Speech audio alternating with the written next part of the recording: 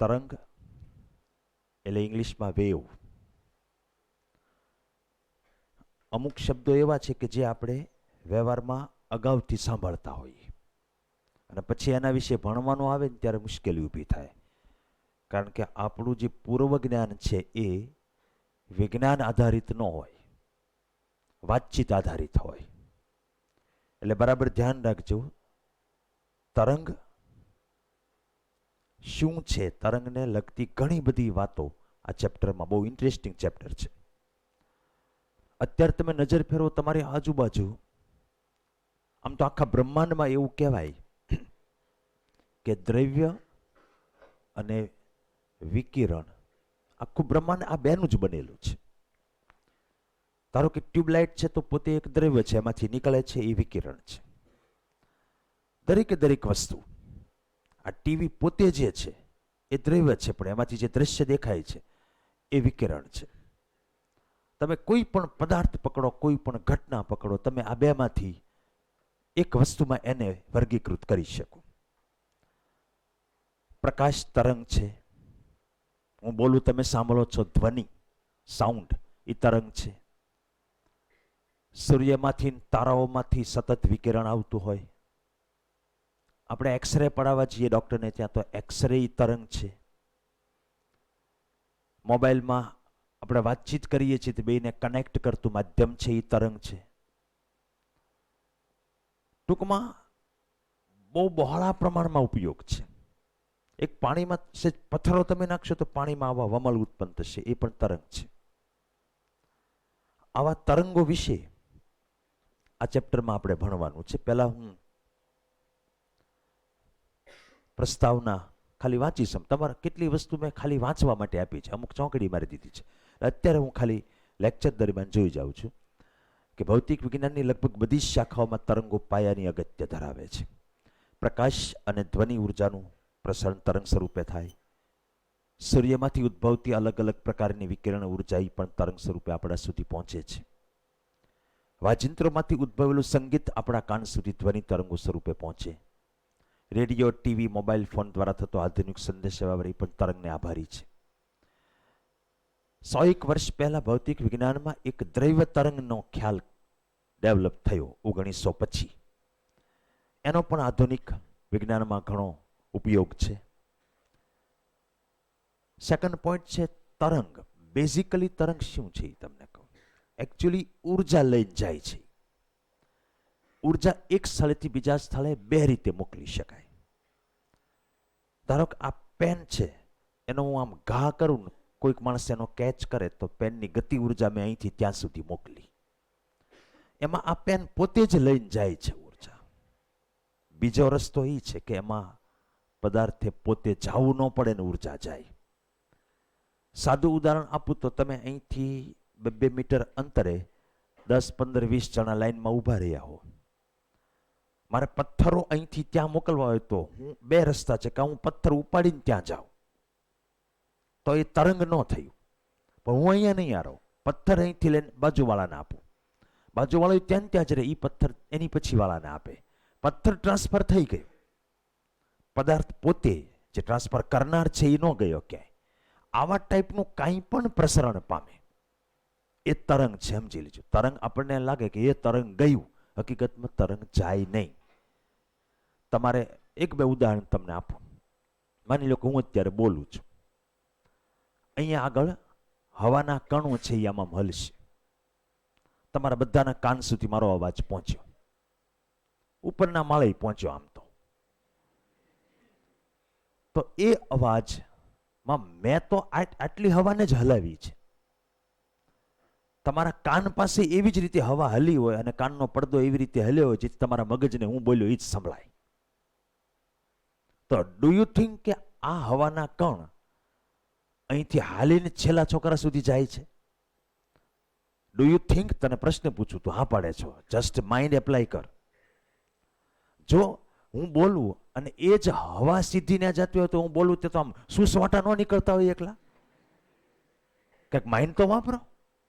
ધારો કે એક તળાવ છે, એમાં પાણી ભર્યું છે, એમાં તમે કોઈક પથ્થર ફેંક્યો એટલે આમ વમળ થાય આખા. રીતસરના જોઈ લે વમળ જાય, એમ નથી લાગતું આપણને? Apply your mind. એ જાતા હશે ક્યાંય? જો જાતા હોય તો છેલ્લે ક્યાં જાય? ફરતે તો પાળ બાંધેલી છે. તમારે ચેક કરવું હોય કે એ જાય છે, હાલે છે કે હલે છે. આ ટેકો લઈ લે તો એની ઉપર કાગળનો એક ટુકડો અથવા તો કોઈ તરી શકે એવો પદાર્થ, કાગજ કી કશ્તી, હોડી, તો એ તમને હાલતી નહીં માલુમ પડે, આમાં હલતી માલુમ પડશે. ધેટ મીન્સ પાણી પોતે હાલતું નથી, હલે છે. પણ અહીંયા તમે પાણીને હલાવ્યું, એની અસર અહીંયા ગઈ એટલે એ પાણી હલવા માંડ્યું, એની અસર અહીંયા ગઈ એટલે એ પાણી હલવા માંડ્યું. એટલે આપણને એમ લાગે કે કંઈક જાય છે. હકીકતમાં માધ્યમ એટલે કે પાણી પોતે જાતું નથી. અહીંયા ધ્વનિ તરંગ પ્રસરે છે, એમાં હવા માધ્યમ છે, તો હવા પોતે જાતી નથી. આપણે અહીંયા જે ડિસ્ટર્બન્સ ઉત્પન્ન કરીએ છીએ એની અસર અહીંયા આવે એટલે આ કણ હલે, એની અસર અહીંયા આવે એટલે આ કણ હલે, એમ કરતા કરતા તમારા કાન પાસેના કણ હલે. એ હું અહીંયા જે કંઈક ઉત્પન્ન કરું છું એને વિક્ષોભ કહેવામાં આવે છે. અંગ્રેજીમાં ડિસ્ટર્બન્સ નથી, આપણે કહેતા ખલેલ પહોંચાડે.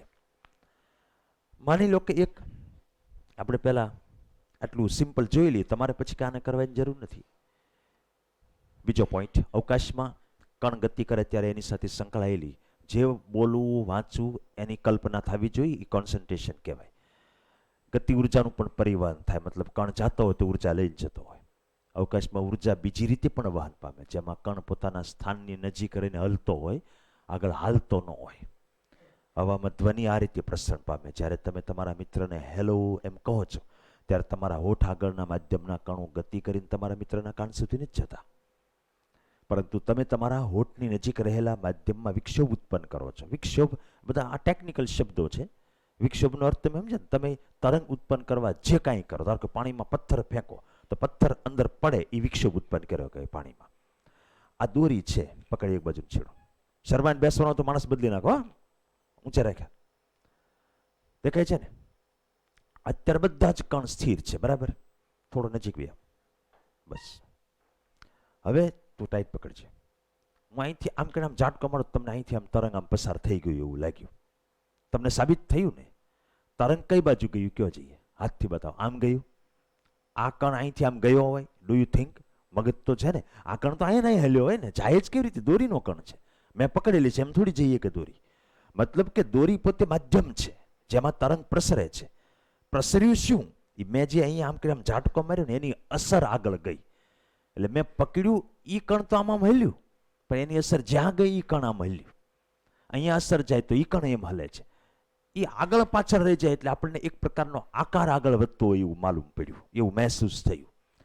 તમે ઓછાડ ઝાપટતા હો તો તમે આમ કરીને આમ કરો, એ બધું ખલેલ જે પહોંચાડો છો માધ્યમમાં. માધ્યમ એટલે દોરી, હવા, પાણી, તાર, જેમાં તમે તરંગ ઉત્પન્ન કરો એને આપણે માધ્યમ કહેશું, બરાબર છે? બધા શબ્દો મારે 10-15 શબ્દો પહેલા સમજાવવાના છે આખા લેક્ચરની અંદર.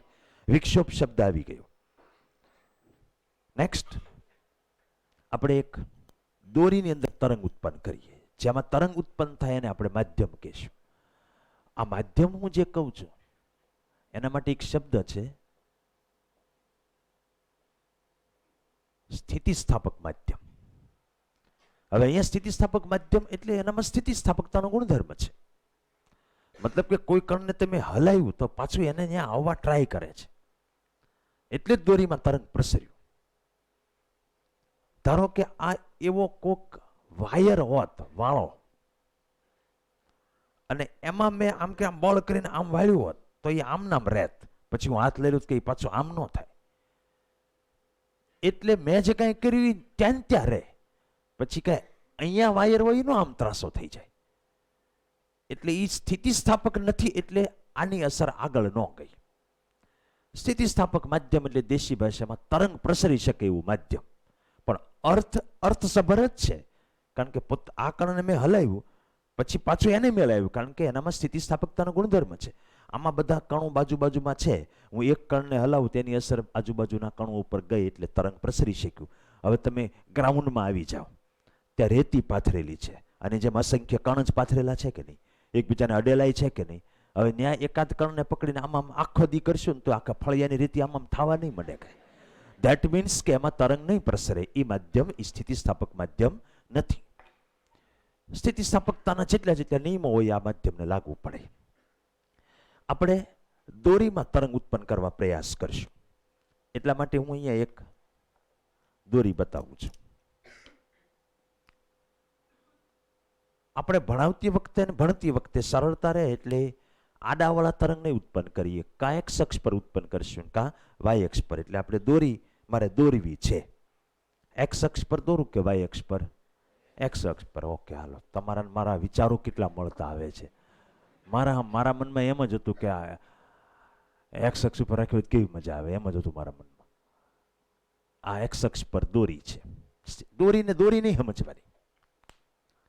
મેં અહીંયા એક દોરી પણ દોરીને દોરી નથી સમજવાની. કોઈ પણ સ્થિતિસ્થાપક માધ્યમ છે. જ્યારે માત્ર એક્સ અક્ષ પર જ છે અથવા તો માત્ર વાય અક્ષ પર જ રાખ્યું હોય તો એને આપણે એક પારિમાણિક કહેશું. મતલબ તરંગ પ્રસરશે તો અહીંયા ધારો કે એક્સ બરાબર 0 હોય, પછી અમુક સેન્ટીમીટર બીજો વચ્ચે કણ હશે જ તે, પણ આપણે બીજું કામ હોય.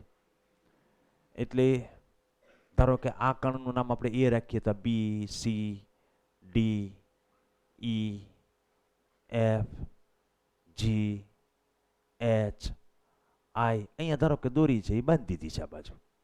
અહીંથી હું વિક્ષેપ ઉત્પન્ન કરું. આને આપણે એક્સ બરાબર 0 સ્થાન કહેશું. એટલે એક્સ અક્ષ પર તરંગ પ્રસરવાનો છે. હું અહીંથી આમ કે આમ ઝાટકો મારવાનો છું. હું ઝાટકો જે મારું છું એને આપણે આપણી વ્યાખ્યા પ્રમાણે વિક્ષેપ કહેશું. વ્યાખ્યા તો નહીં, પણ એટલું બધું લોકો સિરિયસ થઈ જાય. વ્યાખ્યા કહીને તો સિરિયસ થઈ જાય. વિક્ષેપ તો ખબર પડે જ ને. હાવ ગુજરાતી તમને ખબર, કાઠિયાવાડીમાં વિક્ષેપ શું કહેવાય ખબર? આ શાંતિથી વાંચતો હોય અને આ વેદાંત છે હળી હળી. બસ હવે મજા આવી તમને. વ્યાખ્યા આપણને સિરિયસ બનાવી હતી. જીવન ખરેખર એટલું બધું સિરિયસ તો નથી.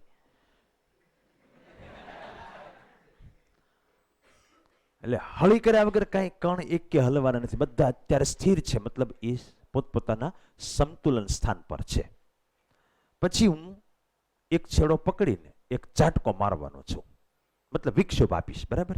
હું તો એક્સ બરાબર 0 પાસે જ તે કણને પકડીશ. એટલે એક જ કણને મેં પકડ્યું છે. એ એક કણને હું વિક્ષેપ આપીશ. મારે કેવો વિક્ષેપ આપવો છે એ તમને તમારે શું ખાનગી રાખવું આપું એ પહેલા કહી દઉં કે હું એને પકડીને આમ ઝાટકો મારવાનો છું. મોટા ભાગે આપણને આ રીતે ઝાટકો મારવાની ટેવ છે. આપણે ધીમી ગતિએ ક્યારેય જોતા નથી. ઓછાળ ઝાપટ્યો કોઈ દિવસ? ઓછાળ કોઈ પણ ઝાપટે ને તો આમ આમ જોજો, આમ કરે આમ ઝાપટે. તો હવે ધીમી ગતિમાં તમે જુઓ તો આ સરળ આવત ગતિ થઈ. ખબર પડી તમને? એક્ઝેક્ટલી સરળ આવત ગતિ હોય તો એમાં આ વાય બરાબર 0, આ વાય બરાબર પ્લસ એ, આ વાય બરાબર માઇનસ એ. અહીંયા પહોંચે એટલે T/4 થાય. પાછો T/4 એટલે અહીંયા આવે ત્યાં T/2 થાય. આ 3T/4 થાય અને અહીંયા પાછા આવે ત્યારે T થઈ જાય. T સમય એક dollar. T/4, T/4, T/4, T/4. હવે આમાં દોલન જે થતું હોય મધ્યમાન સ્થાનેથી સ્ટાર્ટ કરીએ તો y is equal to a sin omega t plus phi. phi તો 0 થઈ જાય. મધ્યમાન સ્થાનેથી શરૂ કરીએ આવે જ છે. કારણ કે હવે હું ઝાટકો જ આ રીતે મારવાનો તો કણ ક્યાં પહોંચ્યું એના માટે તમારે વાયની જ જરૂર પડશે કે નહીં? અત્યારે કણની જ વાત કરી, તરંગની વાત નથી કરતા. તો જાણવું તો પડશે ને કે કયા ટાઈમે કણ ક્યાં પહોંચ્યા હોય. તો જસ્ટ કેટલાક ઉદાહરણ લઈ લઈએ. હું દાખલા તરીકે t બરાબર 0 લઉં તો અહીંયા t 0 મૂકીશ તો y બરાબર 0 આવે, કારણ કે સાઇન 0 0 થાય. પછી થોડોક બીજો ટાઈમ લઈ લો, ગમે એ હાલો ને, T/8 ગમે એ લઈ લો. ટૂંકમાં મને સાદો રૂપમાં સરળતા પડે એવો ટાઈમ લઉં છું. ઓમેગા એટલે 2π/t, આ T/8 મોટા. ખબર પડી તમને? tt ગયા 2 ગયા, સાઇન π/4 એટલે હલો a/√2. તો y બરાબર a/√2 આવશે. મતલબ a/√2 એટલે ખબર પડે ને, એ હોય ને /√2 એટલે 0.7 જેવું થાય. એટલે ધારો કે આ 10 હોય તો 7 પોગે એમ. ટોટલ 10 હોય તો 7 પોગે. મારા બગાસા નહીં જોઈ કોઈના. બસ હવે આટલો ટુકડો હજી T/8 એટલે 2T/8. આમ નામ ખબર પડી જાય T/4 થયું એટલે ઉપર પોગશે. છતાંય તમે સૂત્રમાં કિંમત મૂકો a sin 2π/t. આ કેટલું? T/4. એ થયું ને, T/4 જ થયું તો sin π/2 1 થાય. એટલે કેટલા આવ્યા એ, એટલે કણ ક્યાં પહોંચ્યો હોય ઉપર. ટૂંકમાં હું થોડુંક જે આવું અમુક કહું ને એ સમજાઈ જવું જોઈએ કે t is equal to 3t/8 લઉં તો તમે જુઓ y is equal to a sin આ 2π/t અને ઇન્ટુ આ 3t/8 એટલે 3π/4 આવ્યું. sin 3π/4, હલો sin 3π/4 એને ત્રિકોણમિતિ વાળા sin π - π/4 આમ લખે. લખવામાં શું વાંધો છે? હંમેશા થીટા છે ને 90 થી નીચે લાવી દેવાનો, એવું ત્રિકોણમિતિમાં નિયમ છે.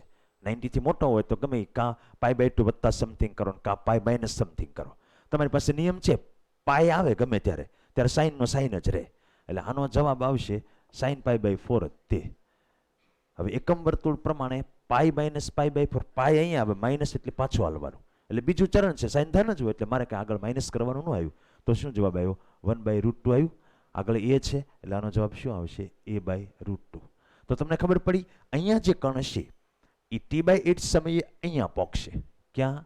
a/√2 સ્થાને. પછી 2t/8 અહીંયા એ પહોંચશે. 3t/8 પાછો વળીને a/√2 આવશે એટલે ફરી વાર a/√2 આવ્યું. 4t/8 એટલે એ t/2 જ થયું. આમાં ગણતરી કરીને શું કામ છે? તમે અહીંયા 4 કરી નાખ્યું ધારો કે, તો તમને ખ્યાલ આવે છે sin π આવ્યું એટલે sin π 0 થાય. મતલબ કે કણ છે એ પાછું મધ્યમાન સ્થાને આવી ગયું અહીંયા. હવે નીચે શું કામ બધી ગણતરી કરવી? ટૂંકમાં 8 ઘાયે દોલન પૂરું થશે, કારણ કે મેં આખા દોલનના 8 ભાગ કરી નાખ્યા. આખું દોલન તે ટી જેટલો ટાઈમ એને મેં 8 ભાગ કર્યા. હવે તમને આખું મગજમાં સેટ હોવું જોઈએ, કારણ કે મારે જે સમજાવવું એમાં વારાઘણી આ ગણતરી નથી કરવી આપણે. t/8 સમયે ક્યાં પહોંચે? a/√2. પછી t/8 a, પછી t/8 a/√2, પછી t/8 વચ્ચે, પછી a/√2 a/√2 a. 8 ભાગ કરવા હોય તમારે ટાઈમની દ્રષ્ટિએ સરખા 8 ભાગ, તો ટાઈમ ને અંતરને ફરક છે. કારણ કે સ્પીડ વધઘટ હોય ને, વચ્ચેના ભાગમાં સ્પીડ વધારે હોય એટલે જો પહેલા t/8 માં પોણા ભાગે પહોંચી ગયું a/√2 અને પછી એટલું બટકું જ કાપ્યું, વળતા ઈ જ થયું. પછીના ભાગમાં પાછો અહીંથી સીધો અહીંયા પહોંચી ગયું t/8 સમયમાં. એટલે આખા દોલનના દર t/8 કણ ક્યાં હોય પછી ક્યાં પહોંચે એ મગજમાં સેટ કરી નાખો. વચ્ચે હોય તો ક્યાં પહોંચે? a/√2. a/√2 હોય તો ક્યાં પહોંચે? a હોય તો ક્યાં પહોંચે? a/√2. a/√2 હોય તો હવે ક્યાં પહોંચે? 0 હોય તો ક્યાં પહોંચે? નીચે a/√2. નીચે a/√2 હોય તો ક્યાં પહોંચે? નીચે a પહોંચે. ત્યાં હોય તો પાછું ક્યાં આવે? -a/√2 અને 0. બરાબર છે? હવે પાછા અહીંયા આવો. આપણે પહેલા આ બધા હવે ખબર જ છે કે હું પહેલા કણને સરળ આવત ગતિ કરાવું છું, તો એનો સરળ આવત ગતિનો ગતિપથ મારે અહીંયા ડ્રો કરવો પડે મોટા. આ કંપવિસ્તાર થઈ ગયો +a, આ થઈ ગયો -a. પહેલા કણનું તમે વિચારો. આ થોડુંક મારે સમજાવવામાં સરળ રહે એટલે હું આવું ડ્રો કરી રાખું અહીંયા. એની અસર જ્યારે અહીંયા આવશે ત્યારે આ એ જ કરશે જે પહેલો કણ કરતો હતો. એકચ્યુઅલી તરંગ પ્રસરણમાં શું હોય? તમે પહેલા કણ ઉપર જે કાંઈ કરો એની અસર બીજા ઉપર જાય. તો બીજો શું કરે? પહેલા જે કર્યું એ જ કરે ને. ઘણી વખત આપણે જેમ વાત કરી કે વિક્ષેપ એટલે હળી કરવી, અમુક વ્યક્તિત્વ જ આખા હળિયા હોય. ખબર છે તમને? Every time they are eager to do સમ હળી.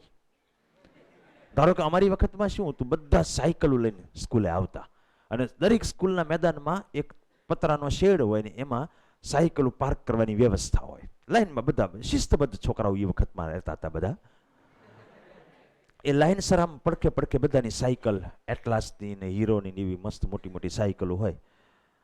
પછી આ રમતા હોય ને તો જે ઓલો હળીઓ વાળી શું ખબર, હાથે કરીને એ બાજુ દડો જવા દે. ફિલ્ડિંગ કરવાની આવે ને તો એ ફિલ્ડિંગ કરે નહીં, મિસફિલ્ડ કરે, નાળું કરે, દડો વયો જાય સાયકલ બાજુ. પછી એ ફિલ્ડિંગ કરતો આમ ઘા કરતો હાથે કરીને એક પાટું આમ મારી દે.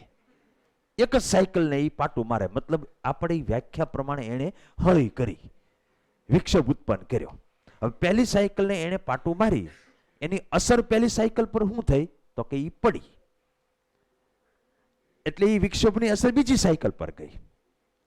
તો બીજી સાયકલ પર પહેલી સાયકલની અસર આવી, પહેલી સાયકલ પર ઓલા હળિયાની અસર આવી. તરત ધ્યાન પાછું.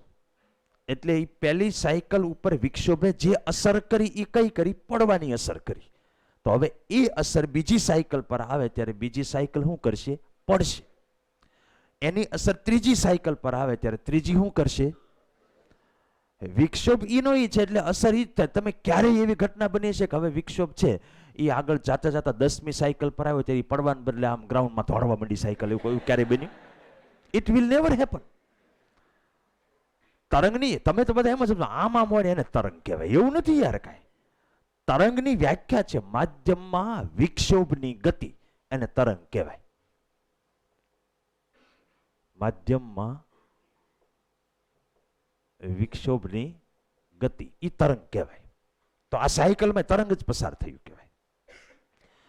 ત્યાં સુધી કે ઓલો છેલ્લો છોકરો છે એ આગળવાળાને ઘૂસતો મારે, આગળવાળો એની આગળવાળાને ઘૂસતો મારે, ઓલો એની આગળવાળાને ઘૂસતો મારે, એમ ઘૂસતાનું પ્રસરણ થાય ને એને તે વ્યાખ્યા પ્રમાણે તરંગ કહેવાય.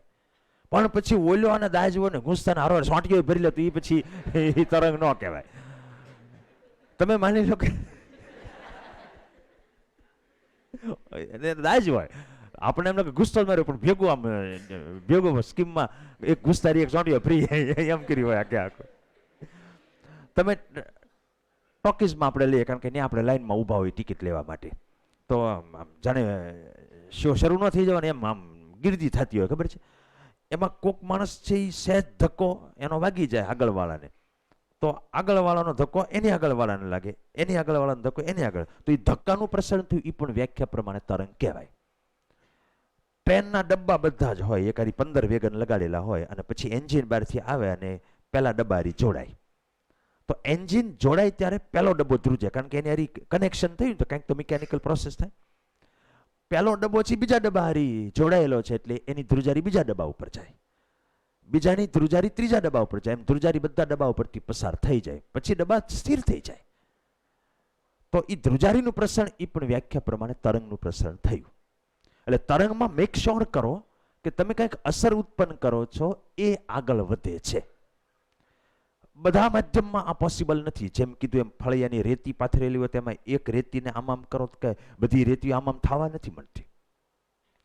એ માટે સ્થિતિસ્થાપક માધ્યમ હોવું જોઈએ. એટલે તમે એમ સમજો ને તમારો દેશી અર્થ એ થયો કે એવું માધ્યમ કે તમે જે કણને હલાવો એ પાછો વહી આવે, તેથી પછી એની અસર બીજે જાય ત્યારે ઓલો હલે. તમે જેને અસર કરો એ આમનામ જ રહે તો દોરી બાકીની બધી આમનામ જ રહેવાની છે. આ પાછો આવે એટલે અસર અહીંયા થાય છે, આ પાછો આવે એટલે અસર અહીંયા થાય છે, આ પાછો આવે એટલે અસર આમ થાય. જોયું તમે આખે આખું અર્જુનભાઈ? તો આપણે આ બધા જ વહેલા મોડા જ્યારે વિક્ષોભ પહોંચશે ત્યારે કરવાના શું કયો છે? મેં આને જે કરાવ્યું એ જ કરવાના બધા. મેં આને શું કરાવ્યું? મેં અત્યારે તો તમે કહી શકો અત્યારે તો હું જ હળી કરું છું, કહેતા નહીં, પણ અત્યારે તો મારે તો ભણાવવા માટે જ હું હળી કરું છું ને. મારા હળીનો ઉદ્દેશ તમારા જ્ઞાનની વૃદ્ધિ છે. મારી હળીનો ઉદ્દેશ તમારી હળી કરવું એવો નથી. એટલે વ્યાખ્યા પ્રમાણે એ હળીઓ ન કહેવાય.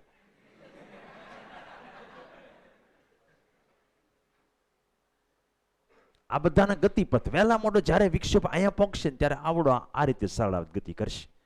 કારણ કે મેં પહેલાને આ રીતે સરળાવત ગતિ કરાવી, આમ કરીને આમ ઝાટકો માર્યો, રાઈટ?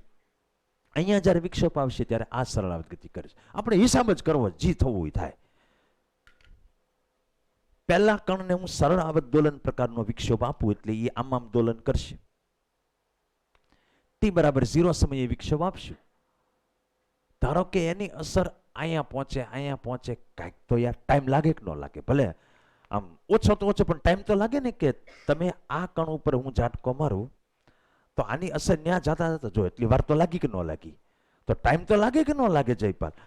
ધારો કે આપણે ધારી લઈએ, ગણતરીમાં સહેલું પડે એવું ધારવાનું, આપણે હાથે કરીને મુસીબત નહીં વોરવાની અને બેઠા હોય ત્યારે ટેકો નહીં દેવાનો, કારણ કે એ મુસીબત વોરવા બરાબર જ છે. સામે નાકરાણી સર હોય અને ઊંઘ આવી ગઈ હોય તો ભયંકર મુસીબત જ આવી ઊભી રહી જાય આપણા માટે જીવનમાં. એટલે તમારે ધ્યાન રાખવાનું, બરાબર છે? જયલા તું તે હવે ધારો કે અહીંથી અસર અહીંયા કાંઈક તો ટાઈમ લાગશે, આપણે વાત કરીએ. ધારો કે એક કણ અને હું A B C D E F G H I બસ મને ખબર પડી કે તમને એબીસીડી આવડે છે. બસ નવા નવા જ્યારે મોબાઈલ આવ્યા હતા ને, નવા ત્યારે જેની પાસે મોબાઈલ હોય ને એ હાથે કરીને આમથી આમ તો ઉભા હતા, હા બોલો બોલો આમ લે, કારણ કે કોઈક પાસે મોબાઈલ હોતા હતા. તો એ વખતે કોઈ સભા હોય ને તો અમારે અહીંયા ઉદ્ઘોષક જાહેર કરતા, એમ ન કે આપના મોબાઈલ સાયલેન્ટ મોડ પર લઈ લેજો, એમ કે આપણી આજુબાજુ વાળાને ખ્યાલ આવી ગયો હોય કે આપની પાસે મોબાઈલ છે તો એને સાયલેન્ટ મોડમાં લઈ લેવા વિનંતી. નહીતર રમતી રમતા દેખાડવા માટે કે આપણી પાસે છે. એવું હતું પેલા મોબાઈલનું આખો વટ પડતો.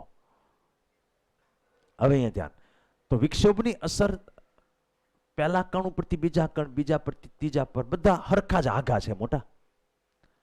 એટલે ધારો કે 5 સેકન્ડે વિક્ષેપ અહીંયા પહોંચે, એની પછીની 5 સેકન્ડે અસર અહીંયા પહોંચે, એટલે એ બહાટી બોલાવશે, હું કબડ્ડી કબડ્ડી કબડ્ડી. હું તો કરવાના શું સલામત ગતિ, કારણ કે પહેલા કણે જે કર્યું એ જ કરવાનું. એટલે સાયકલ જેવું છે, પહેલી સાયકલે શું કર્યું, પડી, તો પછી વિક્ષેપ જ્યાં પહોંચે એ સાયકલ શું કરશે, અહીંથી અસર અહીંયા પહોંચે એનો ટાઈમ ધારી લઈએ. ધારો કે T/8, હાથી કેળ મેં એ જ ટાઈમ ધાર્યો. એટલે ધારો કે T/8 વિક્ષોભની અસર અહીંયા પહોંચે તો આ હવે એનું કામ ચાલુ કરશે દોલન કરવાનું. પણ ત્યાં સુધીમાં પહેલો કણ એને તો શરૂ કરી દીધું ને 0 સમયે, એ ક્યાં પહોંચી ગયો હોય, A/√2. કારણ કે આપણે નક્કી કરેલું છે કે T/8 કોઈ પણ કણ ગતિ શરૂ કરે એના T/8 ટાઈમે એ ક્યાં પહોંચે, A/√2 પહોંચે. એટલે પહેલો કણ અહીંયા પહોંચ્યો હશે A/√2, ત્યારે આ ગતિ કરવાની તૈયારીમાં હશે. તો તમે જરા વચ્ચેના કણનો વિચાર કરો, મેં બતાવ્યા નથી, પણ સૌથી પહેલા આને શરૂ કર્યું ત્યાં અહીંયા પહોંચ્યો હોય, તો આ થોડોક તો મોડો શરૂ કરશે, એ થોડોક એની કરતા નજીક રહ્યો હોય એટલે બધે ન પહોંચ્યો હોય, એની પછી આને શરૂ કર્યું હોય. તમને ખબર પડે કે બધા મોડા શરૂ કરે છે કે ત્યાં પહોંચ્યા પછી શરૂ કરે ને. એટલે સમજો મોડા એટલે કળા એ બધાની ઓછી હશે. જે વચ્ચેથી શરૂ કરે એની કળા 0 હોય, પછી એની કરતા મોડી શરૂ કરે એટલે કળામાં બધા પાછળ કહેવાય. કળા એટલે પાછળ ખૂણો, કારણ કે આ આગળ જાતું જાય એમ વાય મળે ને આપણને. તો પહેલો કણ છે એની કળા સ્ટાર્ટ થઈ ગઈ વધવાની. કળાને ને સ્થાનાંતરને સંબંધ છે, ખબર છે ને, ઉપર પહોંચે એટલે π/2 કળા થાય, પાછા આવે એટલે π કળા થાય, અહીંયા 3π/2 થાય, 2π એક દોલન એટલે 2π કળા થતી હોય. આવડો આ કણ છે ને વિક્ષેપ પહોંચશે એટલે એને દોલન શરૂ કર્યું હશે. આવડો આ કણ વિક્ષેપ પહોંચે ને અહીંયા વિક્ષેપ હજી પહોંચ્યો છે. આ તો આપણને આવો આકાર દેખાય નહીં, બાકી ટેમ્પરરી દોરીમાં આવો આકાર ઉત્પન્ન થયો હશે. આપણે તો શું એક હારી બધું પતાવી દઈએ એટલે વચ્ચેનો આકાર આપણે દેખાય નહીં. હજી T/8 સમય જવા દઈએ, 2T/8 સમય. તો પહેલો કણ ક્યાં પહોંચ્યો હશે વિચારજો, 2T/8 સમય વયો ગયો પહેલા કણ, એ ક્યાં પહોંચ્યો હશે A. તો આ ક્યાં પહોંચ્યો હશે, લે સમજતા જ નથી તમે. એને શરૂ કર્યા અને T/8 સમય જ ગયો. તમને સમજાય છે કે નથી સમજાતું? T/8 બરાબર તમે 10 સમજી લો, હાલો ઉદાહરણ તરીકે, તમને T/8 માં નહીં મજા આવે તો 10 સેકન્ડે આવડો A/√2 પહોંચે, આ દોલન કરવાની. તો બીજે 10 સેકન્ડે આને 10 વયા ગયા, 10 સેકન્ડ એટલે A/√2 પહોંચે. અને વિક્ષેપની અસર અહીંયા આવડો અહીંયા પહોંચ્યો હશે, કારણ કે એને 2T/8 સમય ગયો. આ એટલે પહોંચ્યો છે કારણ કે એને 1T/8 સમય ગયો. આ હવે કરતો નહીં હોય પણ દોલન કરવું થઈ રહ્યો છે. એટલે અત્યારે દોરીમાં આકાર કંઈક આવો થયો હશે. 3T/8 સમય જવા દો એટલે આ પાછો વળ્યો હશે. આ 2T/8 એટલે ઉપર પહોંચ્યો હશે. આ T/8 એટલે અહીંયા આ દોલન કરવાની તૈયારીમાં છે, એટલે આકાર આવો ઉત્પન્ન થશે. 4T/8 લઈ લો ત્યારે આનું અડધું પતી ગયું હશે. એ જુઓ, પહેલા કણને 4T/8 ટાઈમ ગયો હોય, એની પછી વાળાને 3T ગયો હોય, એની પછી વાળાને 2T, બધા T/8 જેટલા પાછળ છે ને. એટલે ધારો કે આને 4T/8 તો આને 3T/8, તો 3T/8 ક્યાં આવે જુઓ તમે, ઉપર જઈને પાછો આવે એટલે એ અહીં પાછો આવ્યો હશે. આને 2T/8 ટાઈમ ગયો હશે તો એ ક્યાં ગયો હોય ઉપર, અને T/8 ટાઈમ ગયો હશે તો અહીંયા હોય, અને આ દોલન કરવાની તૈયારીમાં છે. એટલે તમને દેખાય છે અડધું તરંગ બન્યું. એમ જ્યારે 8T/8 સમય જાય ત્યારે આનું આખું દોલન પતે. ઓલો એટલું પતાવીને અહીંયા પહોંચ્યો હશે કારણ કે એને એક ઘા જ બાકી રહ્યો. એની પછી વાળો છે એ દોલન પતાવી અને આમ તમને કહું એટલે પહોંચ્યો હશે. તમારે જો જાણવું હોય તો આખો આકાર જે છે એ આવા ટાઈપનો થશે. હું તમને પછી સમજાવું.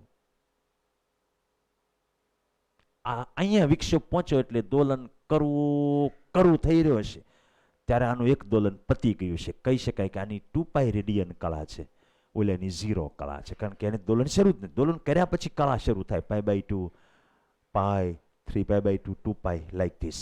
હું ફરીથી સમજાવું તમને. 8T/8 શું બન્યું હશે, પેલા આખો ગતિપથ ફેંદી નાખો. 1 T/8 હું T/8 બોલું એટલે તમારે y બોલવાનો. T/8 ક્યાં હોય? a/√2. 2 T/8 a, 3 T/8 4 T/8 5 T/8 6 T/8 7 T/8 8 T/8 આખું પૂરું. તો પહેલાને 8 T/8 ટાઈમ વહી ગયો, બીજાને ખાલી 7 T/8 ગયો. 1 T/8 મોડો શરૂ થયો, બરાબર. તો એણે કેટલું પતાવ્યું આમ કરીને અહીંયા પહોંચ્યો હોય, એ જો અહીંયા આવી ગયું. એટલે અત્યારે આ છે એણે દોલન પૂરું કર્યું, આ આમ જઈ રહ્યો છે. સમજ પડે છે તમને? કારણ કે એ ઉપર જઈને આવ્યો ને અહીંયા પહોંચ્યો. આવડો આ કણ છે ઉપર જઈને આવ્યો, જો આ T/8 2 T/8 3 T/8 4 T/8 5 T/8 6 T/8. હવે એને ક્યાં જવાનું? ઉપર, બરાબર. પછી આ કણ છે તો જો T/8 2 T/8 3 T/8 4 T/8 5 T/8. તો 5 T/8 છે ને એ, એટલે આને હજી નીચે જવાનું બાકી છે મોટા. સમજ પડી? આને ઉપરનું જ પતાવ્યું છે જે, એટલે આ નીચે હવે આવવાનો થશે. આવડો આ ઉપર જઈને પાછો આવે છે. હલો, આ ઉપર પહોંચ્યો, હવે એને નીચે આવવાનું છે. આ હજી ઉપર જાય છે અને આને હવે ઉપર જવાનું છે. સમજ પડે તમને? દરેકનું સ્ટાર્ટિંગ કઈ બાજુ થવાનું છે. તો આપણે જે આમ બોલીએ છીએ ને, એ આખું નિર્માણ કઈ રીતે થાય તમે વિચારો. આખો આકાર જે બન્યો એને આપણે તરંગ કહીએ છીએ. અંદરથી જોવા જાવ તો એના જે તરંગ બનાવનારા કણો છે, જેમ કે દોરીના કણ બધા છે, એ કોઈ હાલતા નથી. એ પોતપોતાના મધ્યમાન સ્થાનની આજુબાજુ સરળ આવર્ત ગતિ કરે છે. ઓકે, આ ડિફરન્સ તમારા મગજમાં ક્લિયર હોવો જોઈએ. હવે હું તમને અહીંયા આગળ આ ટોટલ બધી એમ સમજો ને કે મારે 9 આકૃતિ બતાવવી પડે. કારણ કે પહેલા T = 0 એ બતાવી, પછી T/8 2 T/8 3 T/8 એમ કરતા કરતા 8 T/8. એટલે આ બધી આકૃતિમાં દરેક ક્ષણે શું શું આકાર થયો એ તમે જો. 2 T/8 વખતે 3 T/8 4 T/8 એટલે અડધું પત્યું, અને છેલ્લે આનું એક દોલન પતી ગયું ત્યારે I નામનો કણ જે છે એ દોલન કરવાની અણી ઉપર આવ્યો. આ બધું એક વખત તમારે લખીને તૈયાર કરવું એટલે તમને અંદરની બધી વસ્તુ વ્યવસ્થિત સમજાય. પછી આત્મસાત થઈ ગયું, પછી આ કઈ ટૂંકનો તો કોઈ પૂછવાનું નથી. આ એ બધું મેં જે સમજાવ્યું જ વર્ણન છે, તમે તમારી રીતે જોઈ લેજો. આમાંથી જે સમજવા જેવી વસ્તુ છે એમાં આપણે આગળ વધીએ. છઠ્ઠો પોઈન્ટ છે એ જુઓ કે કણ એને આપેલ વિક્ષેપ સરળ આવતગતિ પ્રકારનો હતો. ધ્યાન અહીંયા આપો. અને સરળ આવતગતિ પ્રકારનો વિક્ષેપ આપ્યો હતો એટલે આકાર આવો થયો. અહીંયા દાખલા તરીકે હું વિક્ષેપ આપું, એને આમ ધ્યાન રાખજો. હું તો ફાસ્ટ જ વિક્ષેપ આપીશ, પણ ધીમી ગતિમાં જોશો તો મેં આમ વિક્ષેપ આપ્યો તો તમને આકાર આખો સાઈન જેવો અંદર પસાર થઈ ગયો. જોયું તમે? તો જેવો વિક્ષેપ આપો એવો આકાર થાય. ધારો કે હું બીજી ભાતનો વિક્ષેપ આપું તો આકારનો કઈ મેળ રહે? પછી ધારો કે મેં ખાલી આમ કર્યું, આમ કર્યું હોય તો ખાલી આમ ટોઈક થઈને પછી બંધ થઈ જાય. પણ આમ આમ કર્યા કરું પછી આકાર પાછો આગળ હાલ્યા જ કરે. તો કહેવાનું તાત્પર્ય એ છે કે તરંગનો આકાર કેવો હશે એ શેના પર આધારિત હોય? વિક્ષેપના પ્રકાર પર. એટલે આપણે દેશી ભાષામાં આકાર એ વિક્ષેપના પ્રકાર પર આધારિત એમ કહીએ કે ચલે છે. તો મારે ગુજરાતીમાં લખવું ન પડે, એટલે કે ચલે એટલે એમ આ કઈ થોડુંક સમીકરણ છે, ચલે છે એમ આપણે કહીએ. હું એમ કહેવા માંગુ છું કે દાખલા તરીકે આમાં આકાર સાઇન કોસાઇન જેવો થયો. એનું રીઝન જ છે કે મેં વિક્ષેપ આપ્યો તો સાઇન ટાઈપનો જ તે. 0 મહત્તમ ઘટીને 0, ઉલટી દિશા મહત્તમ ઘટીને 0 એટલે સાઇન થઈ ગયું.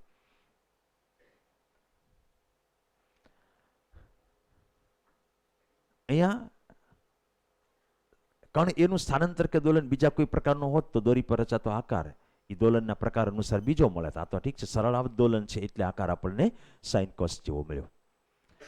ઉદાહરણ તરીકે જો દોરીના મુક્ત છેડાને ફક્ત એકવાર ઝડપથી ખાલી આમ ખાલી કર્યું હોત તો ખાલી એક શૃંગ જેવું બનીને પછી દોરી શાંત થઈ ગઈ હોત તો આખો સાઇન વક્ર ન થાય.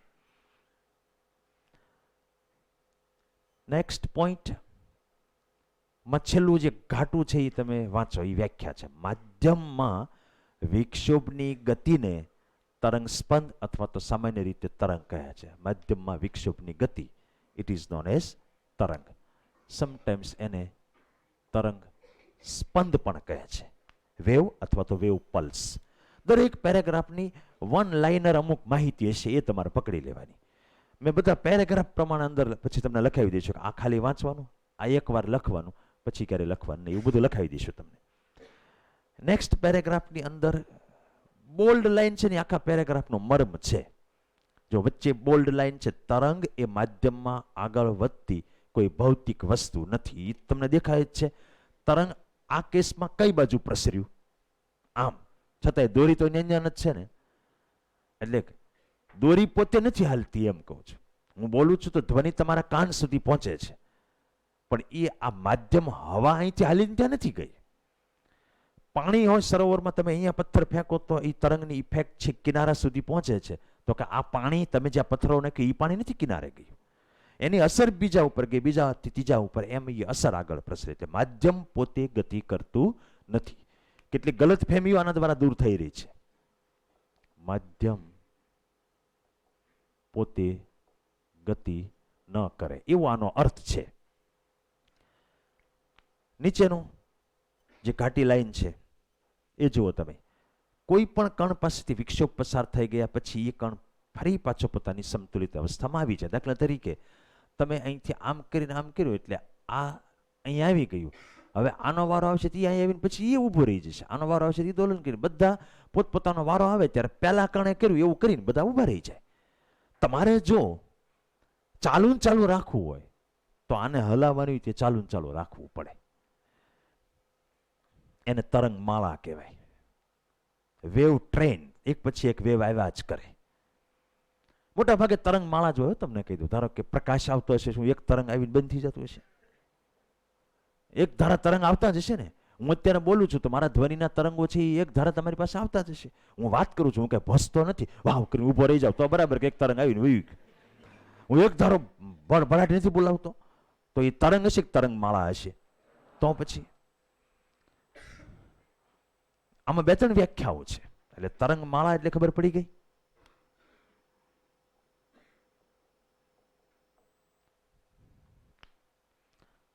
માળાનો મતલબ હાર માળા, એક પછી એક.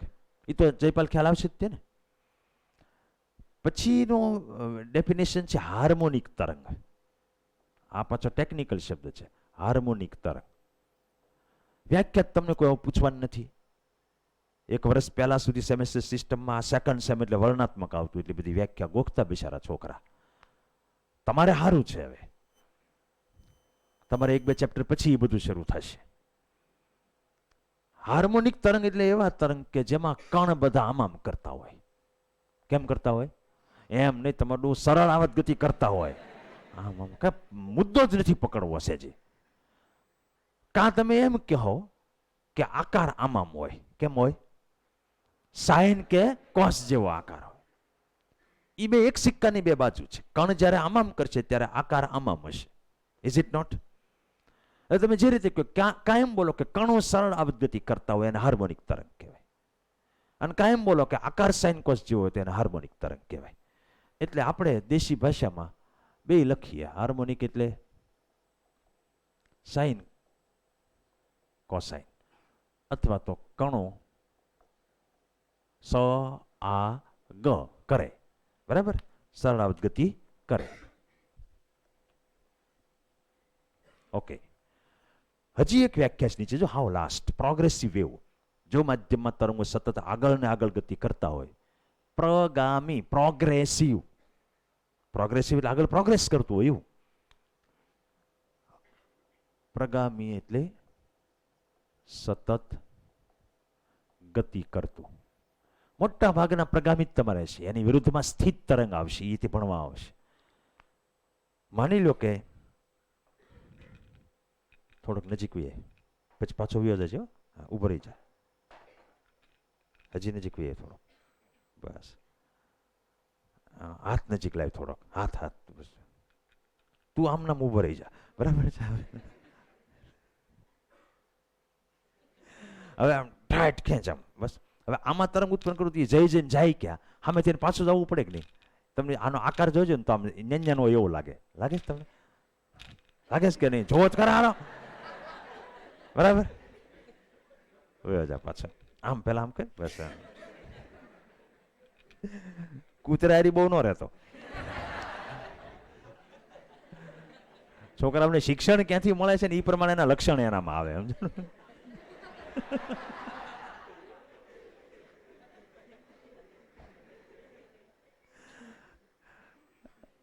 ઘણા છોકરાને આમ એને કાર્ટૂન ને કૂતરા ગમતા હોય ને તો નાનપણથી એવી રીતે ટેવ જ એને એવી પડે. એમ છે એમ પગ ઊંચા કરે પછી જ બધું કરે. એનો શું મતલબ?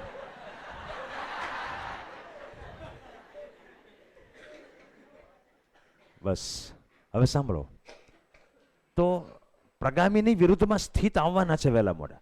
ધારો કે તમે વાજિંત્ર વગાડતા હો, પેલું પિયાનો શું કે એને આમ આમ ગિટાર તો આમ તમે જે કરતા હોય ને પાપા કહેતે એવું નથી કરતા હતા, તો એ દોરીમાં તરંગ તમારું કહ્યું એવું જઈ જઈને જાય ક્યાં એમ કહું છું. એ ત્યાં જ આમ થાય ને, એ સ્થિત તરંગ હોય. વીણા છે એનો તાર હોય, બે બાજુ દોરી થોડીક ટૂંકી લેન્થની હોય અને ટાઈટ બાંધેલી હોય તો તરંગ ઉત્પન્ન કરો એટલું ફાસ્ટ આપાત પરાવર્તન થાય કે તમને એક જ જગ્યાએ આકાર દેખાય, હાલતો એવો ન લાગે. એ સ્થિત તરંગ કહેવાય. ધ્વનિનું કયું કહેવાશે અર્જુનભાઈ? ધ્વનિનું તરંગ સ્થિત કહેવાશે પ્રગામી? પ્રગામી, કારણ કે એ ગતિ કરે. મારો અવાજ સાંભળ્યો ને તે, હું તો અહીંયા છું, તો એનો મતલબ એ થયો ને કે તરંગ ત્યાં પહોંચ્યું. સિમ્પલ મિનિંગ છે. પછી સૂર્યમાંથી જે પ્રકાશ આવે છે એ તરંગ પ્રગામી તરંગ કહેવાય. સરોવરમાં એક પથ્થર નાખો અને 1 કિલોમીટર ત્રિજ્યા વાળું સરોવર હોય, તમે વચ્ચે પથ્થર નાખો ને કિનારા સુધી તરંગ પ્રસરી જાય, તરંગ કયું થયું? પ્રગામી. મોસ્ટ ઓફ પ્રગામી જ હોવાના છે. Do you understand? પછી તરંગોનું વર્ગીકરણ હવે આવે છે, ત્રીજો ટોપિક. એક પછી એક તરંગ. પહેલા યાંત્રિક તરંગો લઈએ. આ બધા શબ્દો જ સમજવાના છે, વ્યાખ્યારી તમારે કઈ લેવા દેવા નથી. યાંત્રિક તરંગ. યાંત્રિક એટલે મિકેનિકલ. તમને ખબર પડે મિકેનિક્સ શબ્દ આપણે આવ્યો હતો, ગતિશાસ્ત્ર. તો કોઈ પણમાં ગતિ ઇન્વોલ્વ થતી હોય એને મિકેનિક્સ કહેવાય. એવી વસ્તુને મિકેનિકલ વસ્તુ કહેવાય. ગતિ ઇન્વોલ્વ થતી હોય એવી વસ્તુને મશીન પણ કહે છે. એ મિકેનિકલ ઉપરથી મશીન આવ્યું. તમે કઈ ટ્યુબલાઇટને મશીન ન કહો, લેમ્પને મશીન ન કહો, પણ તમે કોમ્પ્યુટરને મશીન કહો, કારણ કે એની અંદર ડિસ્ક ફરવાની વ્યવસ્થા હોય. Washing machine is a machine. Mixer is a machine. You know. તો મિકેનિકલ એટલે જેમાં કણો ગતિ કરતા હોય, જેમાં કણ ગતિ આવતી હોય અંદર. અથવા તમે દેશી ભાષામાં જેમાં કણો ભાગ લે ને એ મિકેનિકલ. કણો ભાગ લે. ઉદાહરણ તરીકે ધ્વનિ, તો શાના કણો ભાગ લે? હવાના કણો. જે તરંગોને પ્રસરણ માટે, એની વ્યાખ્યા એવી છે, જે તરંગોને પ્રસરણ માટે સ્થિતિસ્થાપક માધ્યમની જરૂર છે એવા તરંગો યાંત્રિક તરંગો. હવે આપણે ઉદાહરણ તરીકે જોઈએ તો દોરી યાંત્રિક તરંગ થયા, કારણ કે એમાં દોરી નામના માધ્યમની જરૂર છે. પાણી, એમાં પાણીની જરૂર છે. ધ્વનિ, એમાં હવાની જરૂર છે. તમને ખબર છે, હવા ન હોય તો તમે ગમે એટલી રાડું પાડો, સામેવાળાને કાંઈ સંભળાય નહીં. એ સહેજ પણ બેરો ન હોય તોય, કારણ કે એમાં હવાની જરૂર છે. શૂન્યાવકાશમાં ધ્વનિના તરંગો પ્રસરણ ન પામી શકે. કણની જરૂર છે, જેમાં કણોની જરૂર છે, માધ્યમના કણોની. એ બધા યાંત્રિક તરંગ કહેવાશે. આવા તરંગો માધ્યમના સ્થિતિસ્થાપકતાના ગુણધર્મને કારણે પ્રસરે. એટલે મેં તમને કીધું ને કે રેતીમાં ન પ્રસરી શકે. દાખલા તરીકે દોરી પરના તરંગો, પાણીની સપાટી પર પ્રસરતા તરંગો, ધ્વનિના તરંગો, ધરતીકંપના તરંગો, બધા. આ તરંગોની ખાસિયત એ છે કે તેઓ ન્યૂટનના, હવે ગતિ આવે તે ન્યૂટનના નિયમ આવે તેમાં ખાસિયત શું? મજબૂરી છે, એની ખાસિયત નથી. ન્યૂટન કેમ કરવું જ પડે. તો એની સામે બિન યાંત્રિક આવવાના કે નહીં? યાંત્રિક પછી કયો જી? બિન યાંત્રિક એટલે આમાં કણો ભાગ લે તો ઓલામાં ભાગ ન લેતા હોય. એવા દુનિયામાં આખીમાં એક જ તરંગ છે. બિન યાંત્રિક, નોન મિકેનિકલ, એ આવડા વિદ્યુત ચુંબકીય તરંગો. સૂર્યમાંથી આવે, ટ્યુબલાઇટમાંથી આવે, મોબાઈલમાંથી નીકળે. વિદ્યુત ચુંબકી તરંગોનું આખું ચેપ્ટર છે 12મા ધોરણમાં. એનું ટાઇટલ સોંગ જ વિદ્યુત ચુંબકી તરંગો છે. પણ એમાં કહેવાનો મતલબ એ છે કે માની લો કે ટ્યુબલાઇટમાંથી પ્રકાશ આવે, તમે એમ કહેશો હવા તો છે જ ને, પણ હવા ન હોય તોય પ્રકાશ આવે. સૂર્યમાંથી અહીંયા આવે, શું છેક સૂર્ય સુધી હવા જ છે? વચ્ચે શૂન્યાવકાશી હશે ને તોય આવે જ છે ને અહીંયા. મતલબ એને માધ્યમની જરૂર હોય તો ભલે આવે, પણ માધ્યમની એને જરૂર નથી. આના વિશે પછી આપણે ડિટેલમાં ચેપ્ટર આવે ત્યારે જોઈશું એમાં શું થતું હશે. અત્યારે જ લાઈવ અહીંથી તરંગો સામે જાય છે, એ વિદ્યુત ચુંબકી તરંગો છે. એમાં હવા ન હોય તો આ તરંગ જાય જ, ઉલટાને વધારે આગે જાય, તો એ બિન યાંત્રિક તરંગો થયા. તમને વિચાર આવતો હશે કે આમાંથી શું થતું હશે, ત્યાં શું જાતું હશે, પણ એનું ચેપ્ટર આવે ત્યારે તમને વિશેષ કહીશ. નામ ઉપરથી ખબર પડશે કે વિદ્યુત અને ચુંબક એ બેની અસર આગળ જતી હોય, વિદ્યુત ક્ષેત્રની અને ચુંબકી ક્ષેત્રની. એટલું એમાં તમે ધ્યાનમાં રાખો. વિદ્યુત ચુંબકી તરંગો કયા? એક્સ રે, પછી ગામા કિરણો, પછી પારજાંબલી, પાર રક્ત, સંદેશવ્યવહારના બધા જ વિદ્યુત ચુંબકી તરંગો, જેને રેડિયો તરંગ કહેવાય. પછી પ્રકાશ, દ્રશ્ય પ્રકાશ આપણે કહીએ 4000 થી 8000 એંગસ્ટ્રોમ વાળું, એ બધા વિદ્યુત ચુંબકી તરંગો છે. તો આ 3.2 થઈ ગયો. વિદ્યુત ચુંબકી તરંગોના પ્રસરણ માટે માધ્યમની જરૂર નથી, તે શૂન્યાવકાશમાં પણ પ્રસરણ પામે છે. આ પ્રકારના તરંગમાં અવકાશમાં વિદ્યુત અને ચુંબકી ક્ષેત્રો એવું કંઈક અત્યારે કરવાની જરૂર નથી, ખાલી ઉદાહરણો જોઈ લો. પ્રકાશના તરંગો, રેડિયો તરંગો, માઇક્રોવેવ તરંગો, એક્સરે વગેરે વિદ્યુત ચુંબકી તરંગોના ઉદાહરણો છે. બાકી આપણે આગળ ચેપ્ટરમાં ભણીશું. એસએલપીનો પહેલો એમસીક્યુ છે, અવકાશયાત્રી ચંદ્રની સપાટી પર એના સાથીદારને સાંભળી શકતો નથી, કારણ કયું હશે? વિચારો.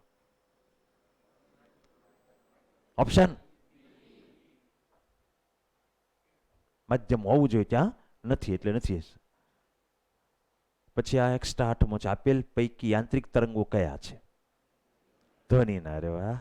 હવે આવે 3.3 દ્રવ્ય તરંગો. ખાલી નામ તમને કહી દઉં. દ્રવ્ય તરંગો કોઈને ખબર છે? ખબર? Matter waves.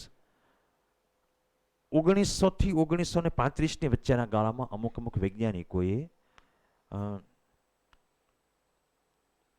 અમુક કણ છે ને, ઇલેક્ટ્રોન, પ્રોટોન, ન્યુટ્રોન, એવા સૂક્ષ્મ કણ, એ કણ તો છે જ, પણ એ પોતે તરંગ તરીકે પણ વર્તે એવું સાબિત કરેલું. પ્રયોગોથી એને અનુમોદન પણ મળેલું. અને હજી સાચું ખોટું એમ બધા ચર્ચા કરતા હતા, ત્યાં તો એનો ઉપયોગ કરીને માઇક્રોસ્કોપે બનાવવામાં આવ્યા. ઇલેક્ટ્રોન માઇક્રોસ્કોપ તરીકે ઓળખાય. મતલબ આવા સૂક્ષ્મ કણો છે એ તરંગ તરીકે પણ વર્તે છે.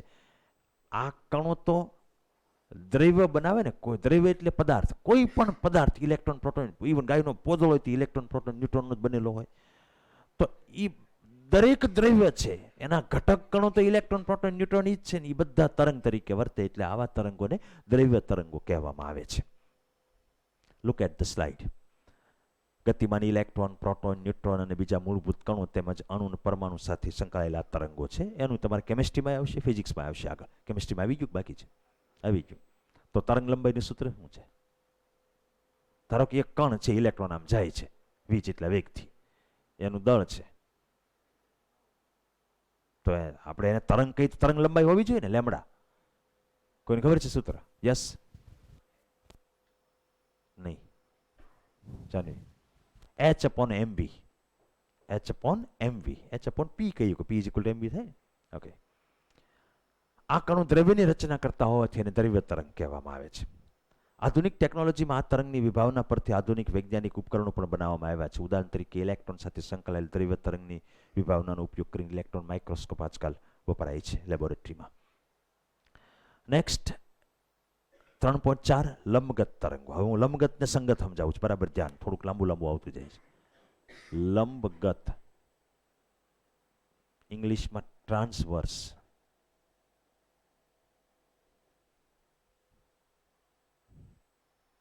મિસ્ટેક તમારી ઢંકાઈ જાય છતાંય તમે નોલેજેબલ લાગો એ માટે તમારી ઇંગ્લિશમાં સ્પેલિંગ ન આવડે ને ત્યારે આમ કરી નાખવાનું. તમને અમુક જીવનની ટેકનિકો આપી રહ્યો છો. સાહેબનું કાંઈ બાકી ઇંગ્લિશનું નોલેજ એમ ઉલટાનું સારું તમારું બોલાવવા મળે. સમજાણું? લંબગત, લંબ જાય, આ લંબગત જ છે. તરંગ તમે બધાય કીધું તો આમ જાય, કણ બધા કેણપા દોલન કરે આમ. પ્રસરણની દિશાને લંબ દોલન કરે લંબગત. ટૂંકમાં પ્રસરણ અને દોલન એ બે પરસ્પર લંબ હોય, ઇન શોર્ટ. ઓકે. હવે બાકીના પોઈન્ટ આપણે જોઈ લઈએ. એમાં એક ઉપસેલો ભાગ ને એક ખાડા જેવો ભાગ આવે.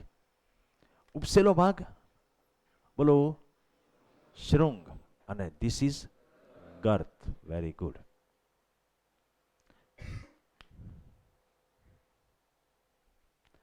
જે તરંગમાં માધ્યમના કણો 3.4 ના સ્થાનાંતરની દિશા તરંગ પ્રસરણની દિશાને લંબ હોય એવા તરંગોને લંબગત તરંગ. દોરી પરના તરંગો લંબગત તરંગો છે. વિદ્યુત ચુંબકી તરંગો તમારે આવ્યા નથી, પણ તે ભાઈ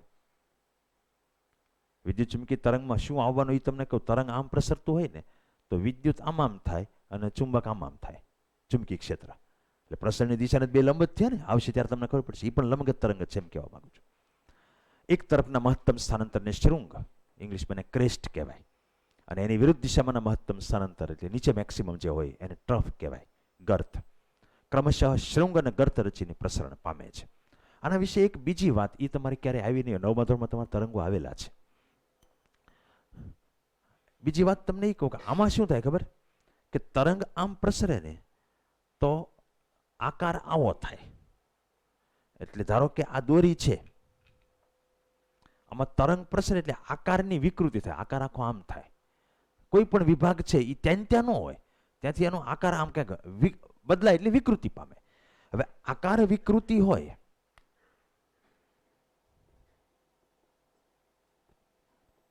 તમારે હજી મિકેનિક્સ ઓફ સોલિડનું ચેપ્ટર આવશે ત્યારે આ વિકૃતિની બધાના સૂત્રો બધી વસ્તુ આવશે, પણ દેશી અર્થ તમે સમજી જાઓ કે આકારમાં વિકૃતિ આવી. હવે ઘન પદાર્થમાં જ શક્ય છે કે પાછો પોતાના આકારમાં આવવા ટ્રાય કરે. પ્રવાહી વાયુ તો જેવું પાત્ર એવો આકાર ધારણ કરે, તો એનો તમે આકાર બદલી નાખો.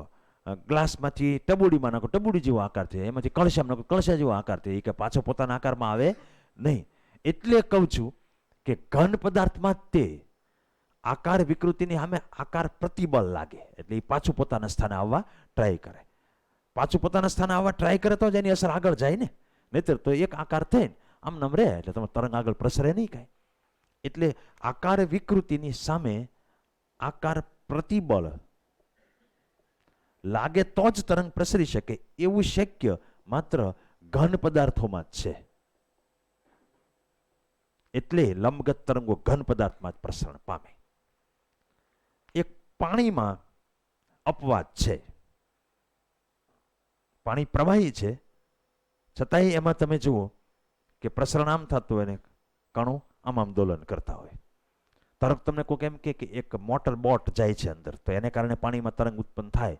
તો મોટર બોટ જાય છે એટલે એ પાછળ ધકેલે, એટલે આમાં મેં દોલન થતા હોય અને આમાં મેં થતા હોય, એટલે એમાં બે આવશે, લંબગત અને સંગત. સંગત કોને કહેવાય એ આપણે લઈએ આગળ, પણ એમાં જે બાજુ જાય એને પેરેલલ જ દોલન થતા હોય, અને લંબગતમાં જતો હોય એને લંબ દોલન થતા હોય. ઓકે, તો એ પેરેગ્રાફ તમે જરા જુઓ કે લંબગત તરંગોના કિસ્સામાં માધ્યમના કણોના દોલનો પ્રસરણની દિશાને લંબ હોવાથી જ્યારે આવા તરંગો માધ્યમમાં પ્રસરે ત્યારે દરેક ટુકડો, ધારો કે દોરીનો વિચાર કરો, દોરીનો દરેક ટુકડો આકાર વિકૃતિ પામે. મતલબ હોય આકાર આમ, એમાંથી ઘડીક આમ થાય, ઘડીક આમ થાય, એવું થાય. માત્ર ઘન માધ્યમમાં જ આકાર પ્રતિબળ સંભવ હોવાથી લંબગત તરંગો દોરી, તાર કે સળિયા જેવા ઘન માધ્યમમાં જ પ્રસરણ પામી શકે. પ્રવાહી કે વાયુમાં લંબગત તરંગો શક્ય નથી. અહીંયા હું તમને એક વાક્ય લખાવી દઈશ કે પાણીમાં મોટરબોટ દ્વારા ઉત્પન્ન થાય તેમાં હારો લંબગતિ ઉત્પન્ન થતા હોય. IMCQ બારનો વિદ્યુત ચુંબકી તરંગો કયા પ્રકારના? તો બિન યાંત્રિક અને લંબગત છે. લંબગત તરંગો શેમાં પ્રસરણ પામી શકે? ઘન માધ્યમમાં. પછી 3.5 સંગત તરંગો. સંગત તરંગો જોઈએ. સંગત તરંગો જે છે એમાં આપણે ધ્વનિનો બેસ્ટ ઉદાહરણ છે. એમાં કેવું થતું હોય તમને સમજાવું. અહીંયા માની લો કે આ એક લાઉડ સ્પીકર જેવું છે અહીંયા, નહીતર મારે શું થાય કે કોકનું મોઢું દોરવું પડે, એમાંથી અવાજ આવે. અવાજ તો મૂળ તો ક્યાંક ક્યાંક આવતો હોય.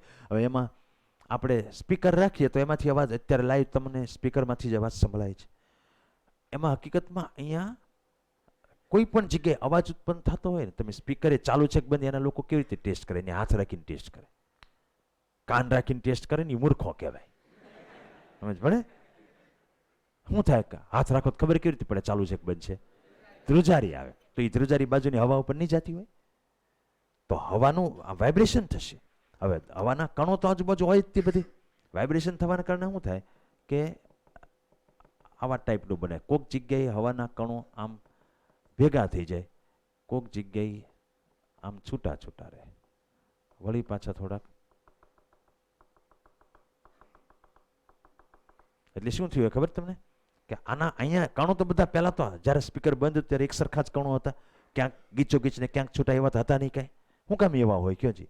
પછી દોલન શરૂ થયું ને એટલે એટ ધીસ મોમેન્ટ અહીંયા શું બન્યું હોય કે બરાબર બંને દોલન કરવામાં આમ ગયા હોય, એટલે આ જગ્યાએ ગીચતા થઈ ગઈ, પછીની સેકન્ડે અહીંયા આવશે ગીચતા, આ બે જગ્યાએ છૂટું છૂટું આવશે. એટલે હું કોઈ એક ક્ષણે કોક સ્થાને પરિસ્થિતિ તમને બતાવી રહ્યો છું.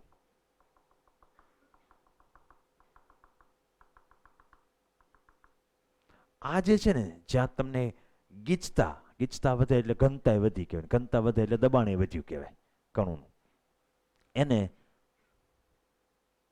સંઘનન કહેવામાં આવે, કન્ડેન્સેશન. અને જ્યાં છૂટું છૂટું ઘનતા ઘટી ગઈ હોય એને વિઘનન કહેવાય.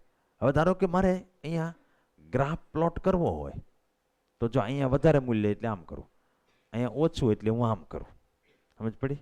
પછી અહીંયા વધારે એટલે આમ કરું. આમાં કંઈ ધન ઋણનો મતલબ નથી, કદાચ તમે આ ન રાખો તો કંઈ વાંધો નથી. હા, એટલે આપણને આને રીતે તમે ક્યારેક આવા દોરીને બતાવો, પણ ત્યાં કોઈ આવું દોરીમાં બને એવું નથી થતું. આ તો હું ખાલી હું બતાવું, દાખલા તરીકે હું દબાણ વિરુદ્ધ અંતરનો ગ્રાફ દોર્યો તો અહીંયા દબાણ વધારે છે આ જગ્યાએ, પછી હું અંતરમાં અહીંયા પહોંચું ત્યારે દબાણ હાવ ઘટી ગયું છે, વળી અહીંયા દબાણ પાછું વધી ગયું છે. તમે ઘનતાનો કહો તો ઘનતાનો ગ્રાફ હું આ દોરાવાનો છે, જ્યાં ઘનતા વધારે થાય છે ત્યાં જ દબાણ વધારે થાય છે. અને સમટાઈમ્સ પ્રેશર વેવ પણ કહેવામાં આવે છે, કારણ કે આમાં દબાણમાં વેરિએશન જ થઈ રહ્યું છે, હવાના દબાણમાં વધઘટ થઈ રહી છે. એ પાછું આ ક્ષણે આ સ્થાને જે સ્થિતિ છે એ બીજી ક્ષણે આના આ સ્થાને અહીંયા પાછું સંઘનન થઈ જાય, તો આ બે જગ્યાએ વિઘનન થઈ જશે. આ તરંગો એ સંગત તરંગો છે. ધ્વનિ એ બેસ્ટ એક્ઝામ્પલ છે. જો જે તરંગમાં માધ્યમના કણોનું તમે જોયું પ્રસરણ આમ થાય તો કણ આમ ન હાલે, કણ આમ જ દોલન કરે, એની દિશામાં જ તરંગ પ્રસરણની દિશા પર જ હોય. તો સંગતની વ્યાખ્યા અહીંયા લખી હોય તો આની જેમ ટૂંકમાં લખું તો પ્રસરણની દિશા અને દોલનની દિશા બે પેરેલલ હોય, એમ થયું ને? ઉદાહરણ તરીકે ધ્વનિ બેસ્ટ એક્ઝામ્પલ છે. આ તરંગો માધ્યમમાં ક્રમશઃ સંઘનન અને વિઘનન રચીને પ્રસરણ પામતા હોય. અહીંયા આગળ બે વખત આ આકૃતિ દોરી, એટલે એને ટાઈમ હતો એટલે દોરી એ રીતે. બાકી પહેલા શું બતાવે છે? ઘનતામાં ફેરફાર બતાવે, પછી બતાવે દબાણમાં. એનું એ જ આવે ને, જ્યાં ઘનતા વધારે છે ફરી વાર દોરીને એમ કહી દો કે દબાણે ત્યાં વધારે હોવાનું, અને નીચે પછી આવી આકૃતિ બતાવી જે આલેખ ટાઈપની છે. ધારો કે નોર્મલ ઘનતા હોય તો એની કરતાં વધારે ઘનતા, એની કરતાં ઓછી ઘનતા, એમ તમે આને એટલે જ અહીંથી કાઢી નાખ્યું. અક્ષ કદાચ ખરેખર અહીંયા હોય એટલે નેગેટિવ થવાનો પ્રશ્ન નથી, કાંઈ વધારે ને ઓછું થવાનો પ્રશ્ન છે, ઘનતામાં વધઘટ થવાનો પ્રશ્ન છે. માધ્યમમાં પ્રસરતા તરંગોમાં માધ્યમના કણો પ્રસરણની દિશા પર પોતાના સમતોલન સ્થાનની આસપાસ દોલન કરતા હોય. સરળતા ખાતર હવામાંથી પસાર થતા સંગત તરંગોના કિસ્સામાં માધ્યમના કણોની સ્થિતિ કોઈ એક ક્ષણે કેવી રીતે હોય એ દર્શાવ્યું છે. સંગત તરંગો હવામાંથી પસાર થાય ત્યારે અમુક વિભાગમાં હવાના અણુઓ એમના દોલનો દરમિયાન એકબીજાની ખૂબ નજીક ધકેલાય, પરિણામે એ વિભાગમાંથી હવાની ઘનતામાં અને એને કારણે દબાણમાં વધારો થાય, ત્યાં સંઘનન રચાણું એમ કહેવાય. બે ક્રમિક સંઘનનની વચ્ચે વિઘનન રચાય, ત્યાં આગળ ઘનતા અને દબાણ બે ઘટશે, કારણ કે કણો છે એ છૂટા છૂટા થઈ ગયા, બે બાજુ ભેગા ગયા એટલા માટે. બીજી સેકન્ડે પાછા ત્યાં ભેગા થશે, ઓલી બે બાજુ રેરફેક્શન થશે. આમ ધ્વનિના પ્રસરણ દરમિયાન માધ્યમના સ્તરો પોતાના મધ્યમાન સ્થાન, માધ્યમ એટલે તમે હવા સમજો ધ્વનિ માટે. ધ્વનિ જો કે પાણીમાં પ્રસરી શકે, દોરીમાં પ્રસરી શકે, ધાતુમાં પ્રસરી શકે. દોલનો ચાલુ રાખે અને આ પ્રક્રિયા દરમિયાન ક્રમિક રીતે માધ્યમમાં સંઘનન અને વિઘનન રચાતા હોય. જેમ જેમ દોલનની અસર એક પછી એક સ્તર પર પહોંચતી જાય તેમ સંઘનનો અને વિઘનનો માધ્યમમાં આગળ વધતા જાય. આ રીતે માધ્યમમાં ધ્વનિના તરંગોનું પ્રસરણ થાય છે. સંગત તરંગોના પ્રસરણ દરમિયાન માધ્યમના જુદા જુદા વિભાગોનું દબાણ સમયે સમયે અને સ્થાને સ્થાને બદલાય, એટલે આને દબાણ તરંગ પણ કહેવામાં આવે છે, પ્રેશર વેવ. હવે જે ટેકનિકલ મુદ્દો એ છે કે આમાં દબાણમાં વિકૃતિ આવે છે, જોયું તમે? એટલે ઓલામાં કેમ આકાર વિકૃતિ રીતે, આમાં શું આવશે? દાબીય વિકૃતિ, એટલે દબાણ વિકૃતિ કહો તો હાલે.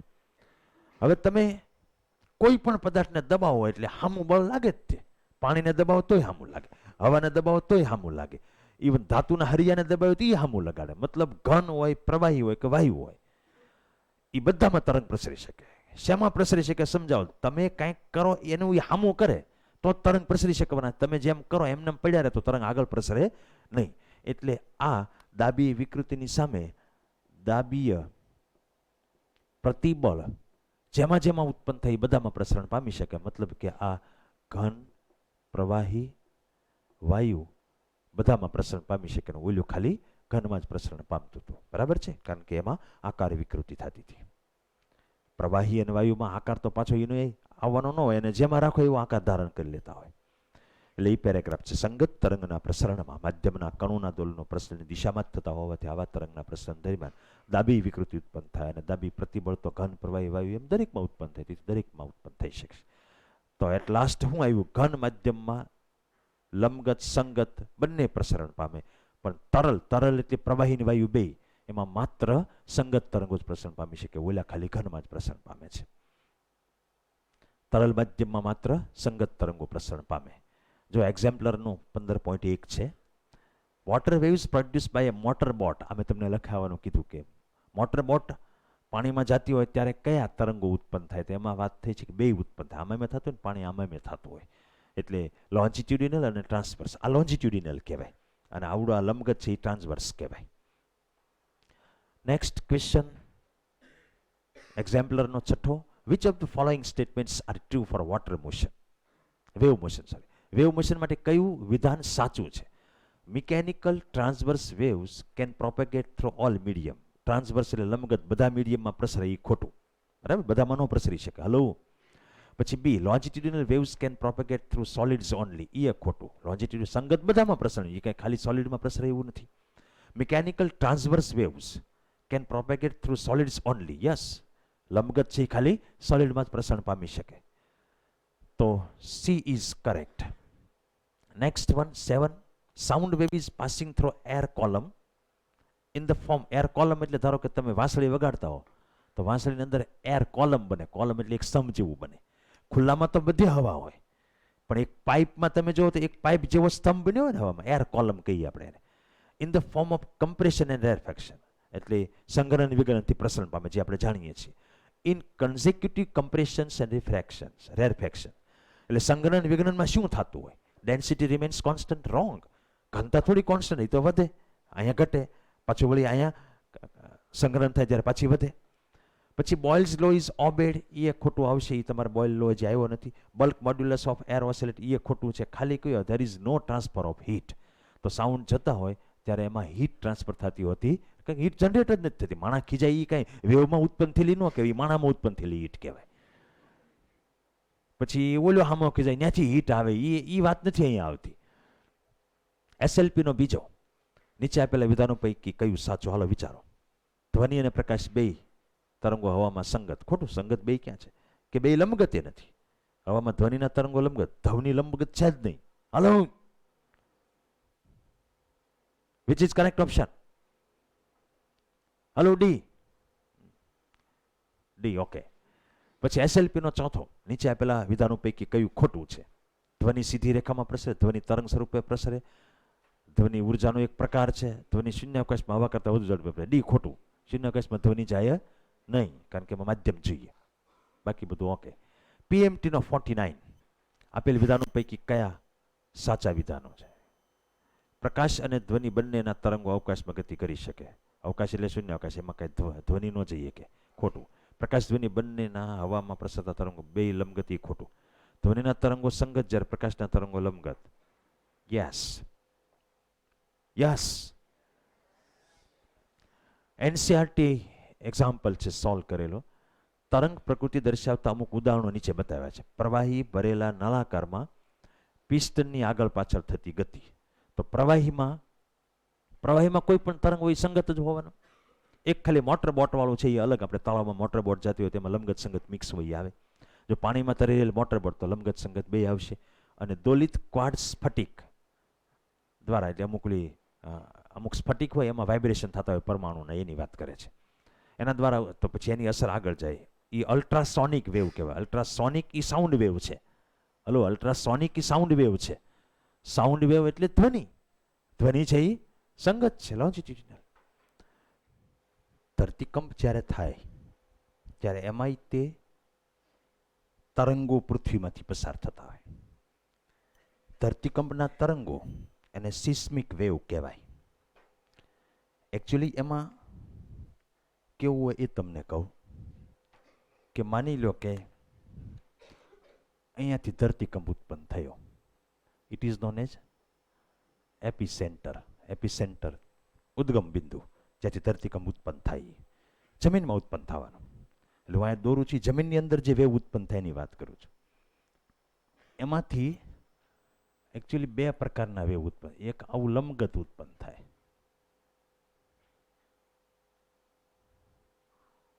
આ એસ વેવ કહેવાય. એનો જો ને આકારે એસ જેવો છે, એસ ને આડો પાડી દો. આની સ્પીડ થોડીક ધીમી હોય, એમ સમજો ને કે 2 થી 5 કિલોમીટર પર સેકન્ડ જેવી હોય. બીજું વેવ જે ઉત્પન્ન થાય એટલે આ ટૂંકમાં આ આમ ધણધણાટી આમ કરે, એમ એટલે મકાનોના આમ ઊભા ધ્રુજાવે. અને બીજું જે ઉત્પન્ન થાય ને એ પૃથ્વીના આમ આડી ધ્રુજાવે. એ સંગત થયા, કારણ કે પ્રસરણની દિશામાં દોલન થાય. હલો, એ પી વેવ કહેવાય. એની સ્પીડ થોડીક વધારે હોય, એમ 4 થી 8 કિલોમીટર પર સેકન્ડ જેવી હોય. તમને ખબર છે અહીંયા ભાવનગર એરિયામાં બહુ વચ્ચે ધરતીકંપો આવેલા. 2001 પહેલાની વાત છે, એટલે તમે ત્યારે હશો નહીં, કદાચ ધરતીકંપ પછી કોક. તો એ પછી આપણે ભાવનગરમાં સર્કિટ હાઉસમાં એક સિસ્મોગ્રાફ યંત્ર મૂકવામાં આવ્યું, સિંહોરમાં એક મૂકવામાં આવ્યું, જે ધરતીકંપને પારખી શકે. ધરતીકંપ વર્લ્ડમાં કોઈ બી જગ્યાએ થાય ને એટલે આખા વર્લ્ડમાં ખબર પડે, કારણ કે એ ધ્રુજારી આખી પૃથ્વીમાંથી પસાર થતી હોય. એની તીવ્રતા ઘટી જાય, આગળ જાય એમ, જ્યાં એપિસેન્ટર વચ્ચે મેક્સિમમ નુકસાની થાય. પણ એ પકડાય તો ખરું જ, તે સિસ્મિક યંત્ર આવે. ધારો કે અહીંયા સિસ્મોગ્રાફ છે,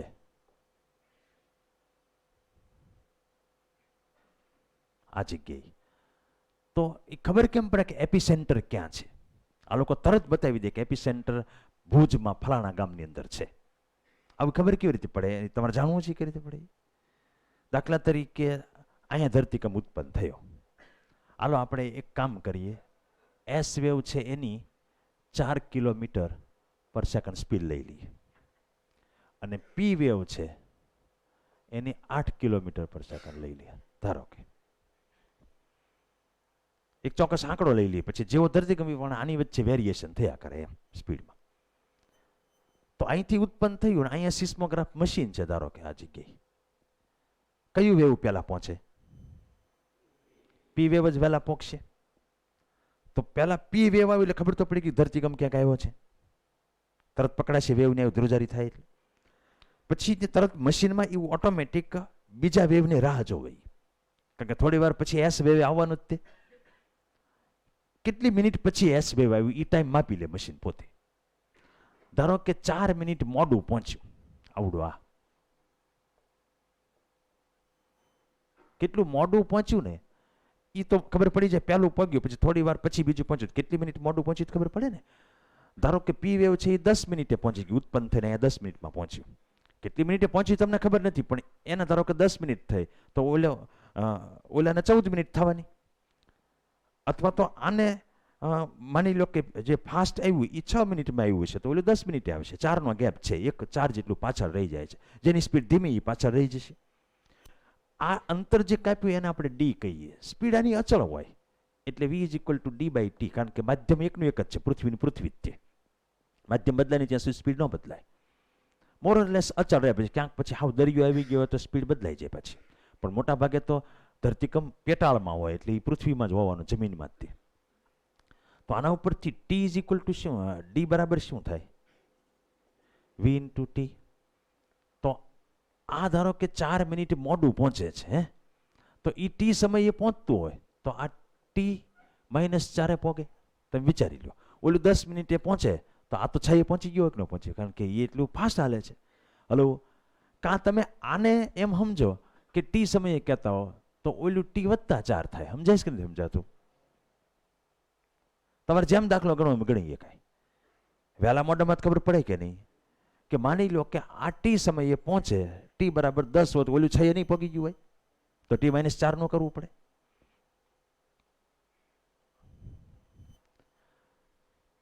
આને માટે D is equal to VS into T આવે અને આને માટે D is equal to VP into જે ટાઈમ લાગ્યો T-4 આવે. ડી તો બે હરખું જ કાપવાનું છે, એટલે કાંઈ D1 D2 કરવાની જરૂર નથી, આને બેને સરખાવી દો તમે.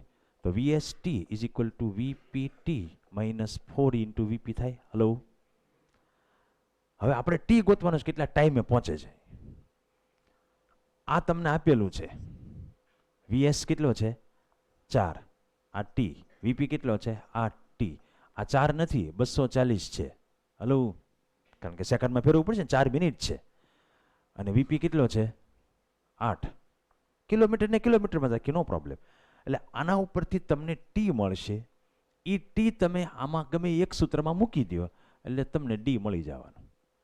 એટલે કેટલા ડિસ્ટન્સ આગળ એપિસેન્ટર એ ખબર પડે.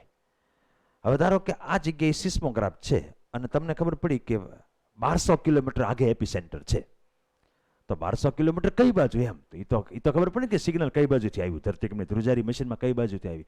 ધારો કે આમથી ધ્રુજારી આવી છે તો આ દિશામાં 1200 કિલોમીટર સીધી સીધું નકશો તો હોય જ એની પાસે.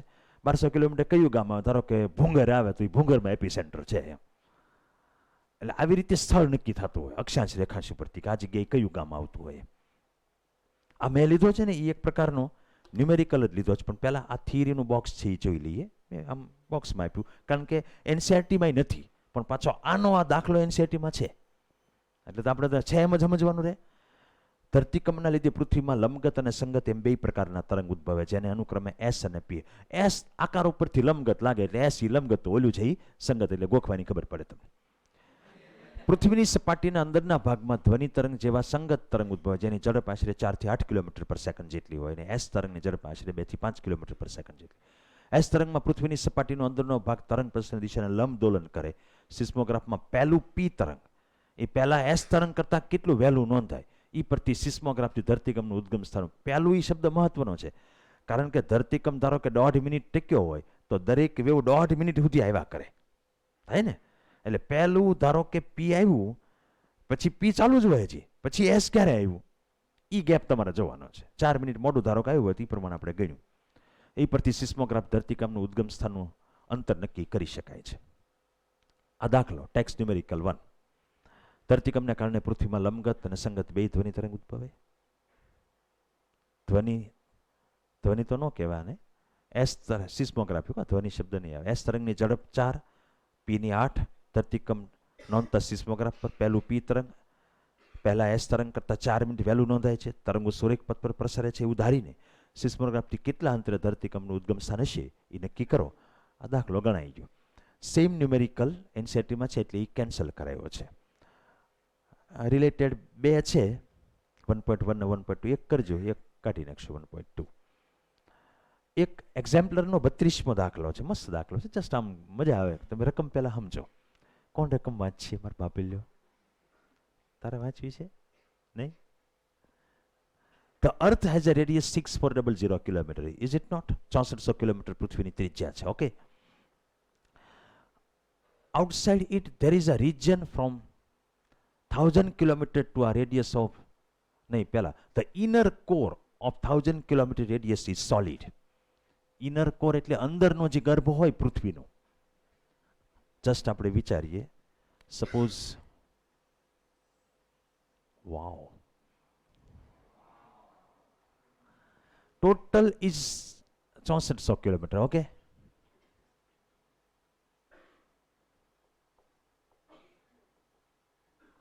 એમાં અંદરનો જે 1000 કિલોમીટરનો એરિયા છે, 1000 કિલોમીટર, એ કેવું છે? સોલિડ. સોલિડ એટલે ઘન પદાર્થ છે. પછી આઉટસાઇડ ઇટ એની બહાર there is a region from 1000 kilometer to a radius of 3500 એટલે 2500 કિલોમીટર સુધી. અહીં ક્યાંક લઈ લઈએ, હાલો ને. એમ જ થયું ને, આ 1000 છે બરાબર. 1000 થી 3500 એટલે આ કેટલું થયું? 2500 થયું ને. ત્યાં સુધી કેવું છે એ? હે? વિચ ઇઝ ઇન મોલ્ટન એટલે પીગળેલી અવસ્થામાં છે, એટલે આપણે એને પ્રવાહી સમજવાનું. મેલ્ટ એટલે પીગળવું થાય ને, મેલ્ટ. પછી ધેન અગેન 35 થી બાકીનો ભાગ જે વધે, 35 થી 6400 એટલે કેટલું વધશે? 2900 જેવું. એ પાછો કેવો છે? હે, એ પાછો સોલિડ એટલે ઘન પદાર્થ છે. હવે only the longitudinal wave can travel inside a liquid. એ તો આપણે ખબર છે કે લિક્વિડની અંદર સંગત તરંગો તે પસાર થઈ શકે. આમાં લોન્જિટ્યુડિનલ કયું છે? સંગત પી વેવ છે. Assume that the P wave has a speed of 8 km per second in solid and 5 km per second in liquid parts of the earth. An earthquake occurs at some place close to the surface. નજીક પાસે અહીંયા ક્યાંક થોડુંક ભલે ને 1-8 kilometre અંદર થતું હોય, ટૂંકમાં સપાટી પાસે ક્યાંક ધરતીકંપ થાય છે. Calculate the time after which it will be recorded in a seismometer at a diametrically opposite point. એટલે આ તો આખું પૃથ્વી છે. માણસો તો અહીંયા રહેતા હોય ને, અહીંયા હાલતા હોય, અહીંયા ટીંગાતા હોય, પણ રહેતા તો હોય કે ન રહેતા હોય. અહીંયા સિસ્મોગ્રાફ છે. એટલે કે આ ફરી ફરીને તરંગ થોડું આવે, ડાયામેટ્રિકલી એટલે વ્યાસને સમાંતર અહીંયા તરંગ આવે છે. તો ત્યાં કેટલો ટાઈમ લાગશે એમ calculate the time after which અહીંયા ક્યારે રેકોર્ડ થશે. હવે આ બધામાં તો કેવું છે? ટી બરાબર ડી બાય વી જ કરવાનું છે.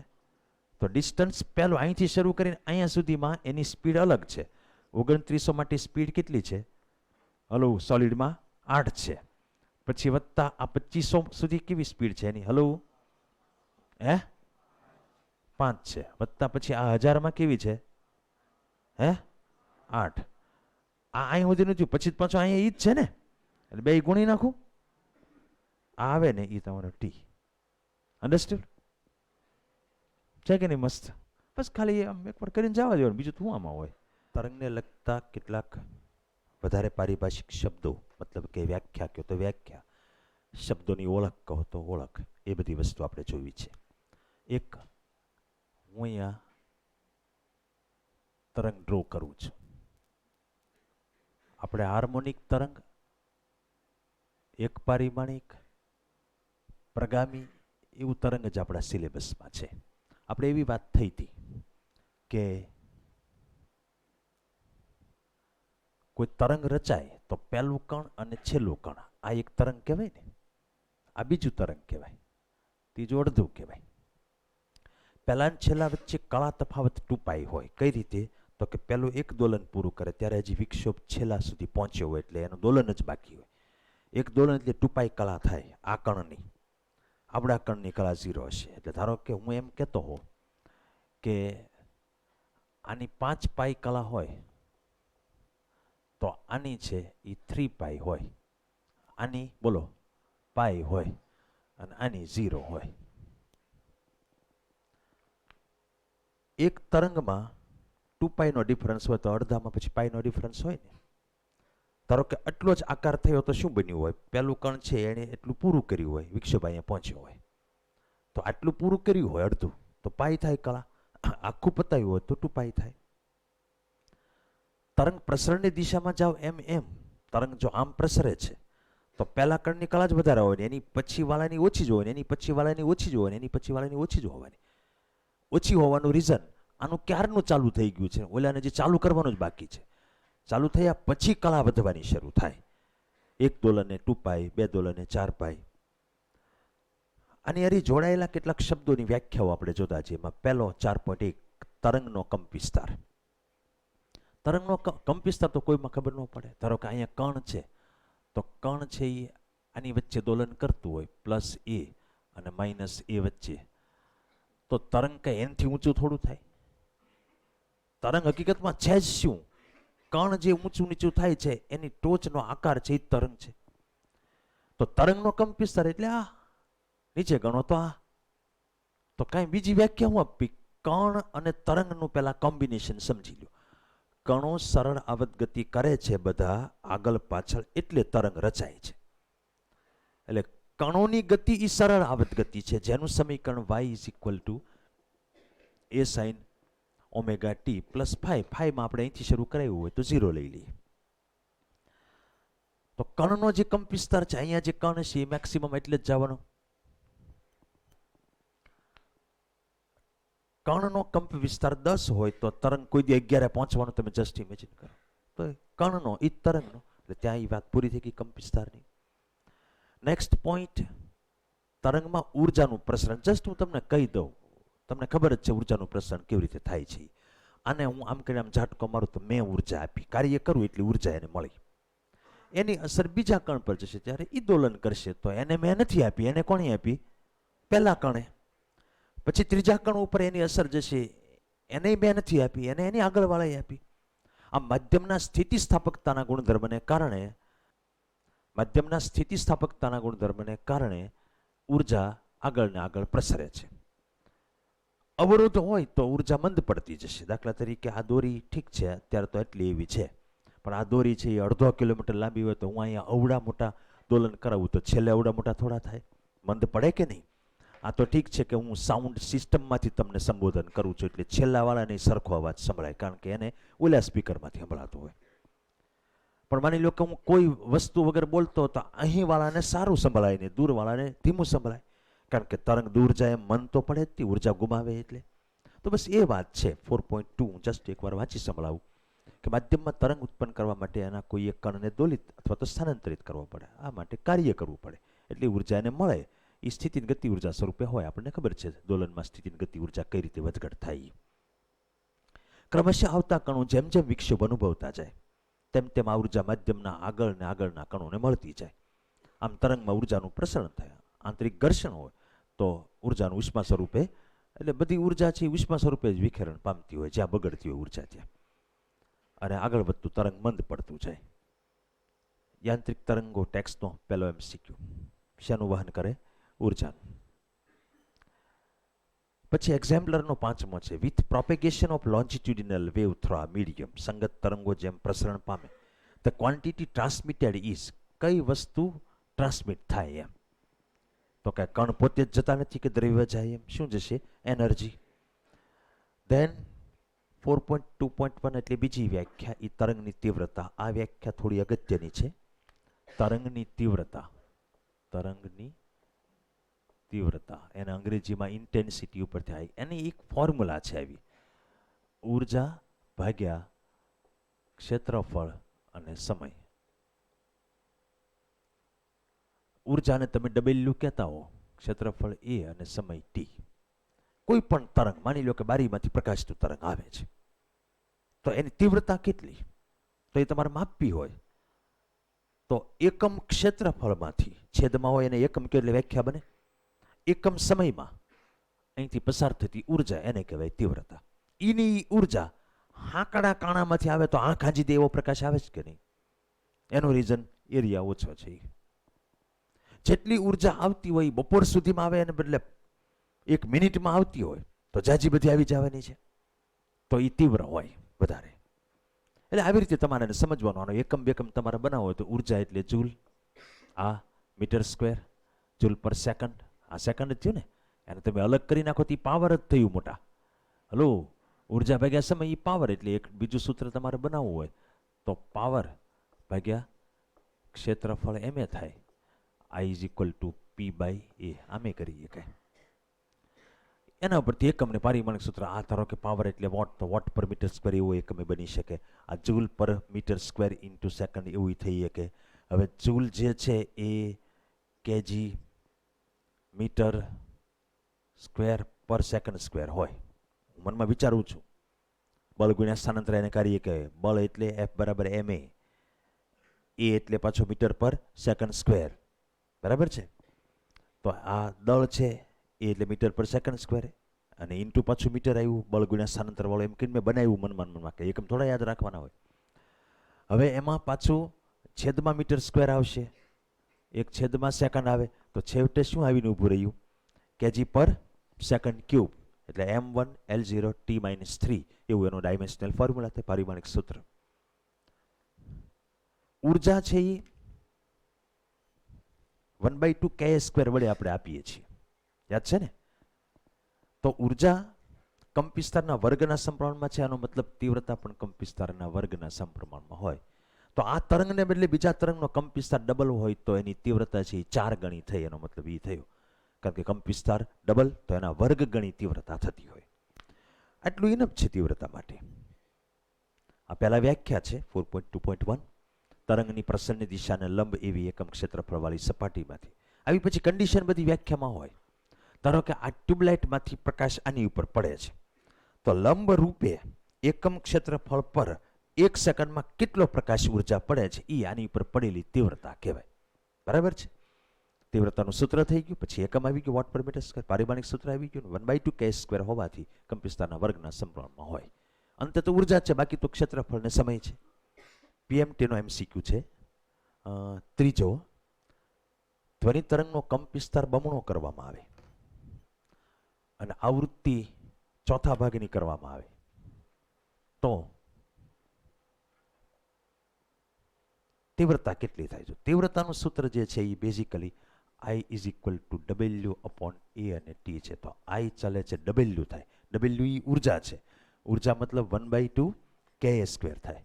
k મતલબ પાછો m⍵². ઓમેગા એટલે મતલબ પાછું 2πf એટલે 4π²f² અને a². હવે તમે વિચારો આ બે વસ્તુ બદલી એની. આપણે તેમ સમજતા હોય કે એટલે કોન્સ્ટન્ટ જ હોય. તો કંપ વિસ્તાર બમણો કર્યો એટલે અહીંયા ચોગડો આવવાનો. 2 એનો વર્ક કરો એટલે ચોગડો આવશે. એફ છે એ ચોથા ભાગની કરી, એનો સ્ક્વેર એટલે 16મો ભાગ થાય. ઉપર ચોગડો આવ્યો, નીચે 16 આવ્યા, તો નીચે બેઝિકલી શું આવવાનું? 4 આવશે. એટલે 4ના ગુણાંક જેટલું તીવ્રતા ઘટશે. 4ના ગુણાંક એટલે ચોથા ભાગનું થયું એમ કહેવાનું. ઘટશે એટલે નીચે છે. ઓકે. પછી 4 તરંગ લંબાઈ. આ રીતે બહુ અગત્યની વ્યાખ્યા છે. નામ જ બતાવે છે તરંગ લંબાઈ એટલે શું. તરંગ લંબાઈ લેમડા એનો સંકેત છે.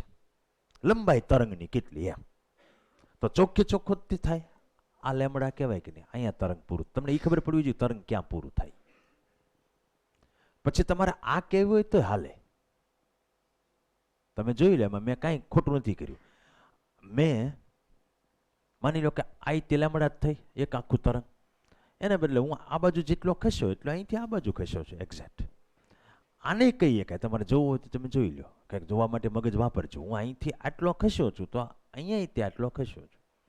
આને તમે 9મા ધોરણમાં એમ જ વ્યાખ્યા થાય, 2 ક્રમિક શૃંગ વચ્ચેનું અંતર કે 2 ક્રમિક ગર્ત વચ્ચેનું અંતર. પણ દેશી અર્થ તો એ છે ને તરંગ હમાય.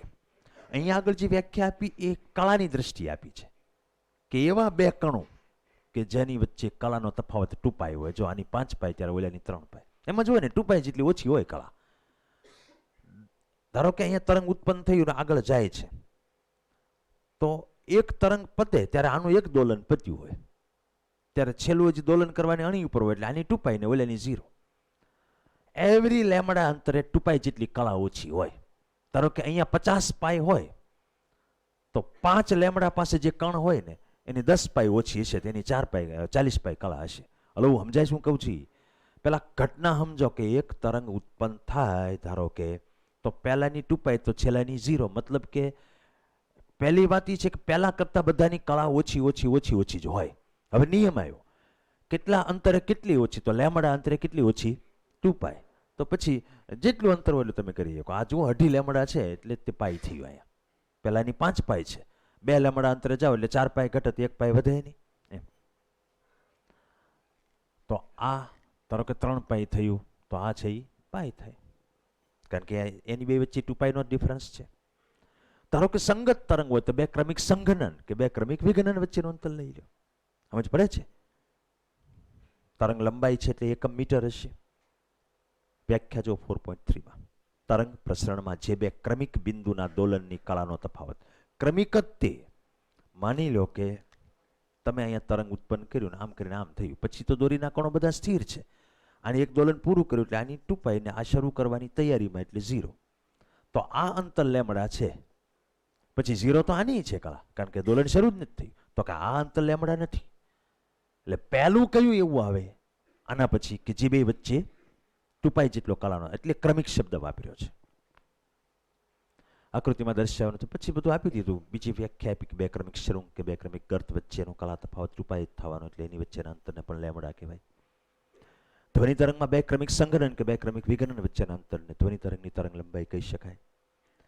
પછી નવી વ્યાખ્યા તમારે ક્યારેય નથી આવી, એ છે 4.4માં તરંગ સંખ્યા અને તરંગ સદિશ. એ હું તમને સમજાવું. એ દાખલાઓમાં બધી આવશે. તરંગ સંખ્યા, વેવ નંબર, આનું સીધું સૂત્ર જ છે 1/λ, એકમ થશે મીટર ઇનવર્સ. હકીકતમાં 83 છે કે લેમડા અંતરમાં એક તરંગ હમાય તો એકમ અંતરમાં કેટલા, કારણ કે સંખ્યા માંગી છે. એકમ અંતરમાં, બસ હવે પૂરું કરીને, એકમ અંતરમાં કેટલા, તો 1/λ નું આવે. તરંગ સંખ્યા શોધો એટલે કોઈ સંખ્યા નથી શોધો, 1/λ કરવાનું છે તમારે, એટલે તરંગ સંખ્યા મળી જાય. તરંગ સદિશ એ નવી વ્યાખ્યા છે. એનો સંકેત સ્મોલ કે છે અને એનો એકમ મતલબ સૂત્ર આ છે 2π/λ. બાકી એકમ તો આનો મીટર ઇન્વર્સ થાય, રેડિયન પર મીટર થાય, પણ પારિમાણિક સૂત્રમાં તો L-1 જ આવશે, m0 L-1 T0. અને સદિશ શબ્દ છે તો એની દિશા હોય તો દિશા તમારે પ્રસરણની દિશામાં લેવાની. તરંગ ધન x દિશામાં પ્રસરે તો તરંગ સદિશ ધન x દિશામાં લેવાનું, ઋણ x દિશામાં પ્રસરે તો એ લેવાનું. આની વ્યાખ્યા આપી હોય તો આપી શકાય. એકમ અંતરે રહેલા બે કણો વચ્ચેનો કળા તફાવત, આને પ્રસરણ અચળાંકે કહેવાય અને તરંગ સદિશે કહેવાય. અલગ અલગ નામ છે એના. આ બેનો તમારે ઉપયોગ શું છે કે ગમે ત્યારે દાખલાઓમાં માગે તરંગ સંખ્યા એટલે 1/λ, તરંગ સદિશ એટલે 2π/λ. સૂત્ર યાદ રાખવાના સીધા. જો પહેલા એકમ અંતર દીઠ તરંગોની સંખ્યા એટલે યાદ થયું, એકમ અંતર દીઠ તરંગોની સંખ્યા. લેમડા અંતરે આવેલા બે કણોની કળાનો તફાવત 2π હોય તો એકમ અંતરે કળા તફાવત કેટલો, એકમ અંતરે કળા તફાવત આ થાય 2π/λ. 83 તમે મૂકો, લેમડા અંતરે બે કણો વચ્ચે કળા તફાવત 2π તો એકમ અંતરે કેટલો, તો શું આવે, 2π/λ જ આવે. તો કેની વ્યાખ્યા આપી હતી ને, એકમ અંતરે રહેલા બે કણો વચ્ચે કળા તફાવત, એવી વ્યાખ્યા આપણે આપી શકીએ. SI એકમ રેડિયન પર મીટર થાય, પારિમાણિક સૂત્ર દિશા તરંગની દિશામાં લેવા. એને પ્રસરણ અચળાંક પણ કહેવામાં આવે, કોણી તરંગ સંખ્યા કહેવામાં આવે અને તરંગ સદિશે કહેવામાં આવે. ત્રણ નામ છે એના. SLP નો છઠ્ઠો પ્રશ્ન, માધ્યમમાં એકમ અંતર દીઠ રહેલા તરંગોની સંખ્યાને શું કહેવાય, તરંગ સંખ્યા. પછી તરંગની આવૃત્તિની 4.5 નંબરનો ટોપિક લઈએ. તરંગની આવૃત્તિ. આવૃત્તિ તો કોઈ બી જગ્યાએ હોય એ સંખ્યા જ બતાવે 1 સેકન્ડમાં. તો દેશી ભાષામાં 1 સેકન્ડમાં કેટલા તરંગ પસાર થઈ જ આવશે. તરંગ પસરતું એમાં તમે કોઈ પણ જગ્યાએ ધ્યાન રાખીને ઉભા રહો, 1 સેકન્ડમાં 10 તરંગ પસાર થાય, આવૃત્તિ 10 હર્ટ્ઝ કહેવાય. 1 સેકન્ડમાં 500 તરંગ પસાર થતા હોય તો આવૃત્તિ 500 હર્ટ્ઝ કહેવાય. પણ એટલું કહી દઉં કે કણ એક દોલન પતાવે ત્યાં સુધીમાં એક તરંગ ઉત્પન્ન થાય, કણ 2 દોલન પતાવે તો 2 તરંગ ઉત્પન્ન થાય. એટલે કણના દોલનની સંખ્યા અને તરંગની સંખ્યા બે સેમ જ થઈ. એટલે અમુક અમુક વસ્તુ સેમ છે. ધારો કે આવૃત્તિ કણની તરંગની સેમ થઈ. યાદ કરો ને, આવૃત્તિ એટલે કણ માટે શું, દોલનની સંખ્યા, તરંગ માટે શું, તરંગની સંખ્યા. યોગાનુયોગ એક દોલન પતે કણનો ત્યારે એક તરંગ થાય છે. પછી કંપવિસ્તાર બેયનો સેમ હતો, કારણ કે કણ મેક્સિમમ જાય એનાથી વધારે તરંગ જાય નહીં કાંઈ. બે વસ્તુ તો સમાન છે. હવે તમે વિચારો, આવૃત્તિ છે તો પછી આવર્તકાળ ટી અને એફ નો સંબંધ શું છે, વ્યસ્ત જ છે. આવર્તકાળને શું કહેવાય, તમે કણમાં વિચાર કરો તો એક દોલનનો ટાઈમ એને આવર્તકાળ કહેવાય, તરંગમાં એક તરંગનો ટાઈમ. તો કયો જે કોણ મોટું, બે સરખા. કણ એક દોલન કરે 10 સેકન્ડમાં તો 10 સેકન્ડમાં જ એક તરંગ રચાય. એટલે આવર્તકાળ પણ બેયનો સેમ. પછી ત્રીજો આવશે કોણીય આવૃત્તિ. આ ત્રણ વસ્તુ તો આવે જ તે જ આવે છે, એકની એક વસ્તુ રિપીટ થતી હોય ત્યાં. કોણીય આવૃત્તિ જે છે એનું સૂત્ર તો ખબર છે, omega is equal to 2πf અથવા તો 2π/t. આવૃત્તિના 2π ગણાને કોણીય આવૃત્તિ કહેવાય. એ તે બેયની સેમ જ થશે, કારણ કે આવૃત્તિ સેમ હોય તો 2π ગુણો એ સેમ જ આવે. કણની આવૃત્તિ 10 હોય તો તરંગની 10 થઈ, 2π ગુણી નાખો એટલે 20π થાય, એ કોણીય આવૃત્તિ થઈ. તો એ બધું જોઈ લે. બધા સાદી વ્યાખ્યાઓ છે. 1 સેકન્ડમાં માધ્યમના કણે પૂર્ણ કરેલ દોલનોની સંખ્યાને કણની આવૃત્તિ કહેવાય. તરંગની આવૃત્તિ એ માધ્યમના કણના દોલનની આવૃત્તિ જેટલી જ થાય, કારણ કે વ્યાખ્યા જો કોઈ બિંદુ પાસેથી કેટલા તરંગ પસાર થાય એના તરંગની આવૃત્તિ કહેવાય. હવે તમે ઉત્પત્તિ વિચારો, ઉત્પન્ન થાય કે 10 દોલન કણના થશે તો તરંગ કેટલા ઉત્પન્ન થવાના, 10. તો પછી આવૃત્તિ સેમ થઈ ગઈ. આવૃત્તિનું એકમ તો હર્ટ્ઝ ખબર જ છે, ઓમેગા ઈ 2πf એને તરંગની કોણીય આવૃત્તિ કહેવાય અને t બરાબર 1 તરંગનો આવર્તકાળ કહેવાય. તો તરંગનું અને કણનું કઈ કઈ વસ્તુ સમાન છે વિચારી લો. કંપ વિસ્તાર, પછી ઓલી ત્રણે આવૃત્તિ, આવર્તકાળ ને કોણીય આવૃત્તિ.